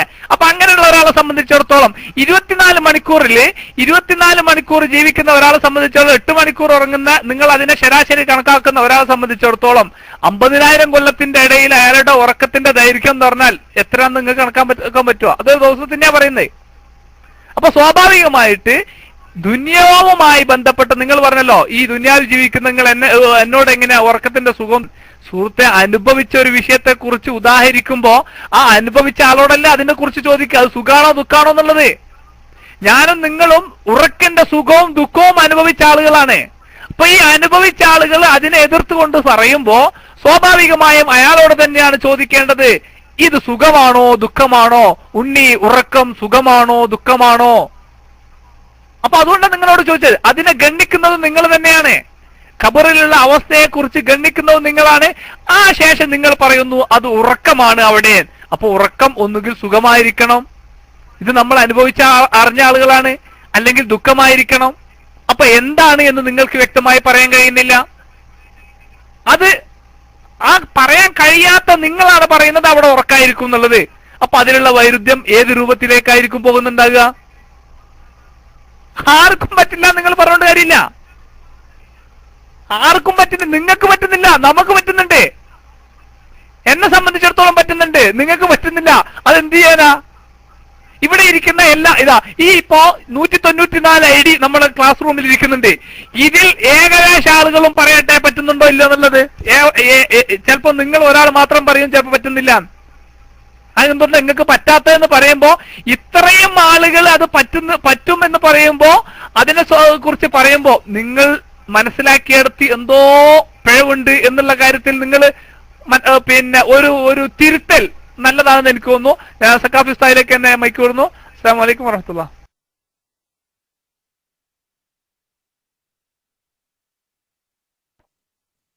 അപ്പോൾ ഇപ്പൊ വളരെ വ്യക്തമായ വിഷയങ്ങളൊക്കെ കഴിഞ്ഞിരിക്കുക. മഞ്ചാടി അൽഹംദുലില്ലാഹ് അതിനെ നല്ല നിലക്ക് വിശദീകരിച്ചു കൊടുത്തിട്ടുണ്ട്. ഈ 2 നിലക്കല്ലാതെ ലോകത്ത് മനുഷ്യയുക്തിക്കൊന്നുമില്ല. ഒന്നുകിൽ സുഖം അല്ലെങ്കിൽ ദുഃഖം. ഉറക്കമാണെന്ന് സമ്മതിച്ച് അത് ഉറക്കം എങ്ങനെയാണ്, പിന്നെ കൂടുതൽ സമയം ഉറങ്ങുകയാണെങ്കിൽ അതെങ്ങനെ സുഖമാവും എന്ന് തന്നെ ഇസ്ലാമിസ്റ്റ് ചോദിച്ചു. അപ്പൊ സുഖമല്ല ദുഃഖവുമാവാം എന്ന് സമ്മതിച്ചു. അതേ സുഖവുമാവാം ദുഃഖവുമാവാം. അങ്ങനെ തന്നെയാണ് ഖുർആനിന്റെ ഇതിനെപ്പറ്റി ഖുർആൻ വിശദീകരിച്ചിട്ടുള്ളത്. സ്വാലിഹീങ്ങൾക്ക്, ശുഹദാക്കൾക്ക് അവർക്കൊക്കെ സുഖമാണ്. ഫിറഔനിന്റെ ആൾക്കാർക്കും അവിശ്വാസികൾക്കും ഇതിലൊക്കെ സംശയിക്കുന്നവർക്കൊക്കെ ദുഃഖവുമാണ്.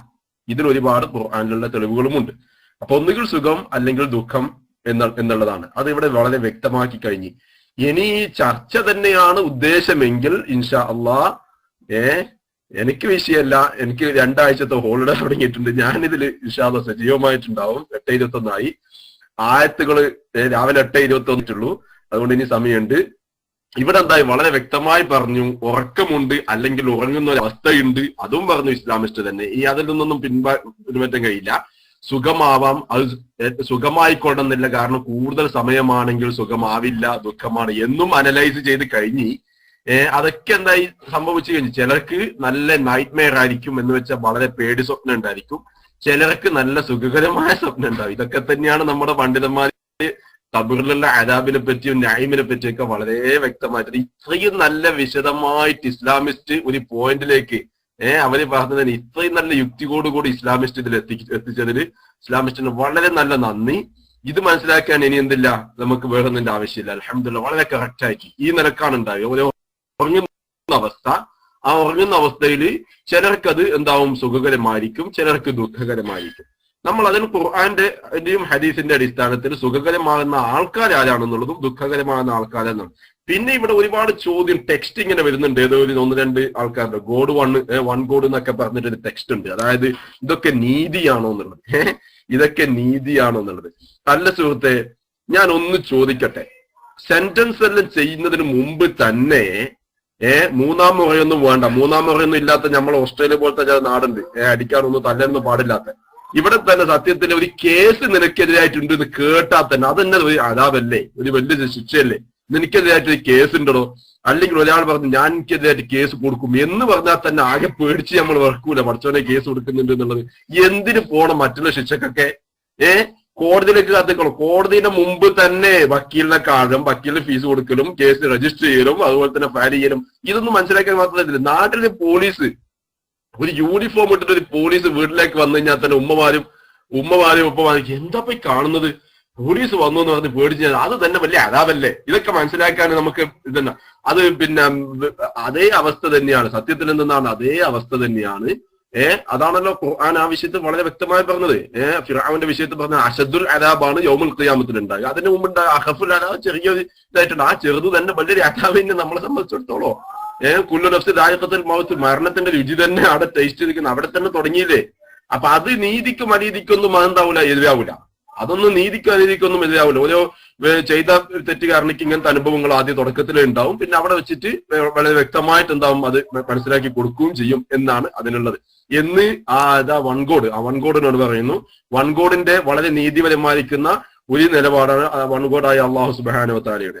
അതുകൊണ്ട് ഈ വിഷയമൊക്കെ വളരെ വ്യക്തമായി കഴിഞ്ഞ് ഇനി എന്തെങ്കിലും, അതായത് സുഖമുണ്ട്, ദുഃഖമുണ്ട്, സുഖമാവാം, ദുഃഖമാവാം, ഉറക്കുണ്ട് എന്നൊക്കെ നമ്മൾ മുമ്പത്തെ ഇതില് അതിനൊക്കെ തെളിവ് ഏതാണെന്നുള്ള മറ്റുള്ള അൽഹംദുലില്ലാഹ് നമ്മളെ ആ വിഷയത്തിൽ ഇപ്പം ഈ സുന്നി ഗ്ലോബൽ വോയിസിൽ വളരെ വ്യക്തമായി വിഷയം അവതരിപ്പിച്ചു കഴിഞ്ഞ് മഞ്ചാടിക്കും അബുറജിനും ഒക്കെ ആണെങ്കിൽ അൽഹംദുലില്ലാഹ് വളരെ നന്ദി.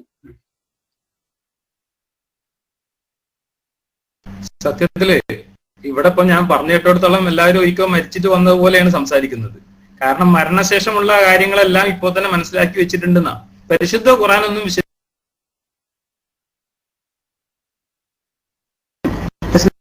സോറി ഞാനത് തൊട്ടിട്ടത്, സോറി. പിന്നെ ഒന്ന് ഹദ്ദാദിനുള്ള സമയം അധികരിച്ചിട്ടുണ്ട്, ഒരുപാട് സമയമായിട്ടുണ്ട്. പിന്നെ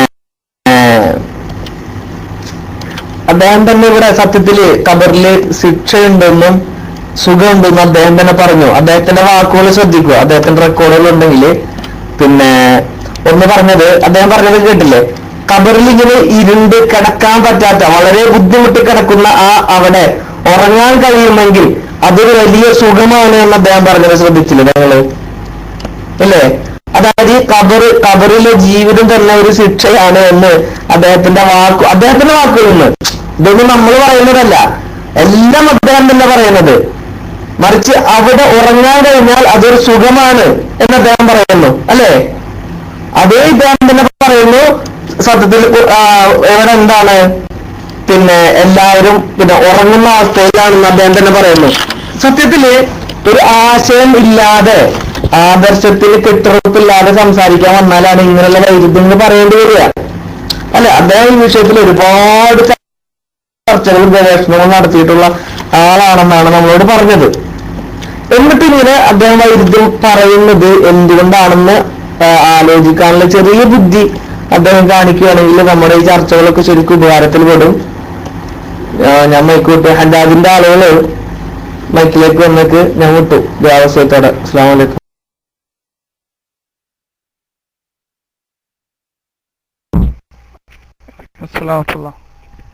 അതായത് അദ്ദേഹം പറഞ്ഞ വേറൊരു വിഷയം കൂടെ സൂചിപ്പിക്കുകയാണ്. ഈ ദുനിയാവിലെ ഇത് വെച്ചിട്ടാണോ മറ്റുള്ള ആഖിറത്തിലെ പിന്നെ ഇത് കണക്കാക്കുന്നത് അദ്ദേഹം ചോദിച്ചത്. അപ്പോ ഇത് വെച്ചിട്ട് സ്വാഭാവികമായിട്ട് നമ്മൾ പിന്നെ ഉദാഹരിച്ചത് ഇപ്പൊ ഏതിനാ? അദ്ദേഹം ഇവിടെ മരണത്തെ കുറിച്ച്, ഉറക്കിനെ കുറിച്ചാണ് പറഞ്ഞത്. നമ്മൾ മറ്റുള്ള ആളുകൾക്ക് മനസ്സിലാക്കാൻ വേണ്ടിയിട്ടാണ് പറയുന്നത്. ഉറക്കിന്റെ അവസ്ഥയാണ്, ഉറങ്ങുന്ന അവസ്ഥയാണ് എന്നാ പറഞ്ഞത്. എന്തുകൊണ്ടാണ് ഉറങ്ങുന്ന അവസ്ഥയാണെന്ന് പറഞ്ഞത്? അത് നമ്മൾ ഇവിടുന്ന് അനുഭവിച്ച ഒരു സംഭവത്തെ അല്ലാതെ നമ്മൾ ഉദാഹരിച്ചിട്ടോ അല്ലെങ്കിൽ അവസ്ഥയുമായി താരതമ്യപ്പെടുത്തി പറഞ്ഞാലോ അല്ലാതെ നമുക്ക് എന്ത് മനസ്സിലാകില്ല? ഇന്നതാണ് സംഭവത്തിന്റെ ഏകദേശം ഒരു രൂപം.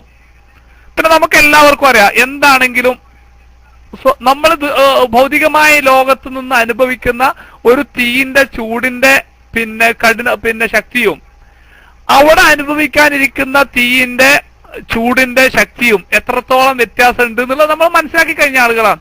എങ്കിലും അത് എങ്ങനെയായിരിക്കും എന്നുള്ളതിന്റെ ഒരു ഏകദേശ രൂപം. അപ്പോ ഈ ദുനിയാവിൽ വെച്ച് നമ്മൾ അനുഭവിക്കുന്ന ഉറക്കിന്റെ സുഖം എത്രത്തോളം ഉണ്ട് എന്നുള്ളത് അത് ഇവിടത്തെ ആനുപാതികം വെച്ചിട്ട് എത്രത്തോളം അനുഭവിക്കാൻ പറ്റുന്നുണ്ടെങ്കിൽ അവിടത്തേത് അതിനേക്കാൾ വലിയ അനുഗ്രഹമായിരിക്കും. അത് നേരെ മറിച്ച് ആ ഉറക്കിൽ ബുദ്ധിമുട്ടാണോ, സ്വാഭാവികമായും അതിന്റെ ശക്തി എന്ത് ചെയ്തിരിക്കും, അപ്പുറത്ത് കൂടുതലായിരിക്കും. അപ്പൊ നമ്മൾ അനുഭവിച്ച ഒരു വിഷയവുമായി ബന്ധപ്പെട്ടിട്ട് അതിനെ എന്ത് ചെയ്യാണ്, ഉദാഹരിക്കുകയാണ്. അപ്പൊ സ്വാഭാവികമായിട്ടും അത് മനസ്സിലാക്കണമെങ്കിൽ നമുക്ക് പരിചയമുള്ള ഒരു സംഭവത്തെ വെച്ചുകൊണ്ടായിരിക്കണം യഥാർത്ഥത്തിൽ സ്വാഭാവികമായും മറ്റൊരാളെ പരിചയപ്പെടുത്താൻ വേണ്ടി ഉപയോഗപ്പെടുത്തുമ്പോൾ ഉദാഹരിക്കേണ്ട വസ്തുത എന്ന ഒരു കേവല അറിവ് നമുക്കുണ്ടെങ്കിൽ നമ്മൾ ഇത്തരം വലിയ അബദ്ധങ്ങൾ പറയാൻ ശ്രമിക്കില്ല. അദ്ദേഹം മനസ്സിലാക്കാതെ പോയതായിരിക്കാം ഒരു പക്ഷെ. അദ്ദേഹം ഇപ്പൊ 4 വർഷമൊക്കെ ഇപ്പൊ ഇതുമായി ബന്ധപ്പെട്ട് കുറെ ഗവേഷണം നടത്തി, പഠനം നടത്തി എന്നൊക്കെ പറഞ്ഞിട്ട് അദ്ദേഹം മനസ്സിലാക്കിയത് ഇതൊരു വലിയ റൗണ്ടിലാണ് അദ്ദേഹം ഇരിക്കുന്നതെന്നാണ്. അതായത് നേരത്തെ പറഞ്ഞത്, നമ്മുടെ സാഹചര്യങ്ങളെ പിന്നെ പഠനവുമായി ബന്ധപ്പെട്ടോ നമ്മുടെ കൾച്ചറുമായി ബന്ധപ്പെട്ടോ ഉണ്ടാകുന്ന വിഷയങ്ങൾക്ക് നാം ചിലപ്പോ അഡിക്റ്റായി പോകാറുണ്ട്, അടിമപ്പെട്ടു പോകാറുണ്ട്. അപ്പൊ അത് ഒരു വലിയ സംഭവമാണ് എന്ന് നമ്മൾ ധരിക്കുന്നത് നമുക്ക് അപകടത്തിലേക്ക് എത്തിക്കും. നേരെ മറിച്ച് നമ്മുടെ സാഹചര്യങ്ങൾക്കനുസരിച്ച് നമ്മൾ പെട്ടുപോയത് മറ്റൊരു സ്ഥലത്ത് ചെന്ന് അവരുമായി ഒരു മാറ്റുരക്കൽ നടത്തുകയും അതിലുള്ള അപാകതകൾ പരിഹരിക്കുകയും അതുപോലെ തന്നെ കൂടുതലുള്ള കുറക്കാനും കുറവുള്ളത് പരിഹരിച്ചെടുക്കാനുള്ള എന്താ പറയാ സാധാരണ ഉണ്ടാകേണ്ടുന്ന ഒരു മനസ്കത നമുക്കുണ്ടാവേണ്ടത്. അല്ലെങ്കിൽ നമുക്ക് എപ്പോഴും അപകടങ്ങളിലേക്ക് ചെന്ന് പെട്ടുപോകും. അപ്പൊ അത് പെടാതിരിക്കാൻ വേണ്ടിയിട്ടാണ് അദ്ദേഹത്തോട് എന്ത് ചെയ്തത്, നമ്മൾ ഈ നിലക്ക് ചർച്ച വളരെ ഒരു പ്രകോപനമില്ലാത്ത രൂപത്തിൽ തന്നെ അദ്ദേഹത്തിനെ കൊണ്ടുവന്നു. ഇതാണ് ഞങ്ങൾ നേരത്തെ പറഞ്ഞത്. ബഹുമാനപ്പെട്ട വാടാനപ്പള്ളി ഉസ്താദ് ചർച്ചയുമായി ബന്ധപ്പെട്ടിട്ട് നേരത്തെ മൈക്കെടുത്ത് പറഞ്ഞത്, ഈ വിഷയം അദ്ദേഹത്തിന്റെ ഈ വാദഗതികള് ഇവിടെ പൊളിക്കാൻ ഒരു ഉസ്താദിന്റെ ആവശ്യമില്ല. അൽഹംദുലില്ലാ, നമ്മുടെ ഗ്ലോബൽ വോയിസിലുള്ള നമ്മുടെ സാധാരണക്കാരായ ആളുകളെ സംബന്ധിച്ചിടത്തോളം മൈക്കെടുത്തിട്ട് ഒരു 2-3 സ്റ്റെപ്പ് എത്തുമ്പോഴത്തേക്ക് അത് താഴെ കിടക്കും. ഒരു സംശയമില്ല, അക്കാര്യത്തിൽ നമുക്ക് ഒരു സംശയമില്ല. ഇത്തരം ഏത് വാദങ്ങൾ കൊണ്ടുവന്നാലും സ്വാഭാവികമായി ഈ വാദത്തിന്റെ അബദ്ധങ്ങൾ അദ്ദേഹം പറഞ്ഞത് തന്നെ 2 പ്രാവശ്യം റിപ്പീറ്റ് ചെയ്യിച്ച് അദ്ദേഹത്തെ കൊണ്ട് പറയിച്ചാൽ ചിലപ്പോൾ എന്ത് ചെയ്യുമെന്ന് പറഞ്ഞാൽ ആദ്യം പറഞ്ഞതിന് തിരിച്ച് രണ്ടാമത് പറയേണ്ട സാഹചര്യം ഉണ്ടാവും, അത് തിരുത്തേണ്ടുന്ന അവസ്ഥയും അദ്ദേഹത്തിന് ഉണ്ടാവും. അപ്പൊ അതുകൊണ്ട് തന്നെ എന്തുകൊണ്ടാണ് നേരെ മറിച്ച് അദ്ദേഹം പരിമിതമായ അറിവുകൾ കൊണ്ട് എന്തൊക്കെയോ നേടി എന്ന ഒരു ധാരണ അദ്ദേഹത്തിനുണ്ട്. ആ സാഹചര്യം അപകടമായിരുന്നു എന്ന് തിരിച്ചറിയാനും അത് തിരുത്താനുമുള്ള ഒരു അവസരം ഉപയോഗപ്പെടുത്തുമെങ്കിൽ ഉപയോഗപ്പെടുത്തിക്കൊള്ളട്ടെ എന്ന് കരുതിയിട്ടാണ് നമ്മുടെ ഉസ്താദുമാർക്ക് വേണ്ടിയിട്ട് ഈ വിഷയം ചർച്ചയ്ക്ക് വേണ്ടി വിട്ടുകൊടുത്തത്.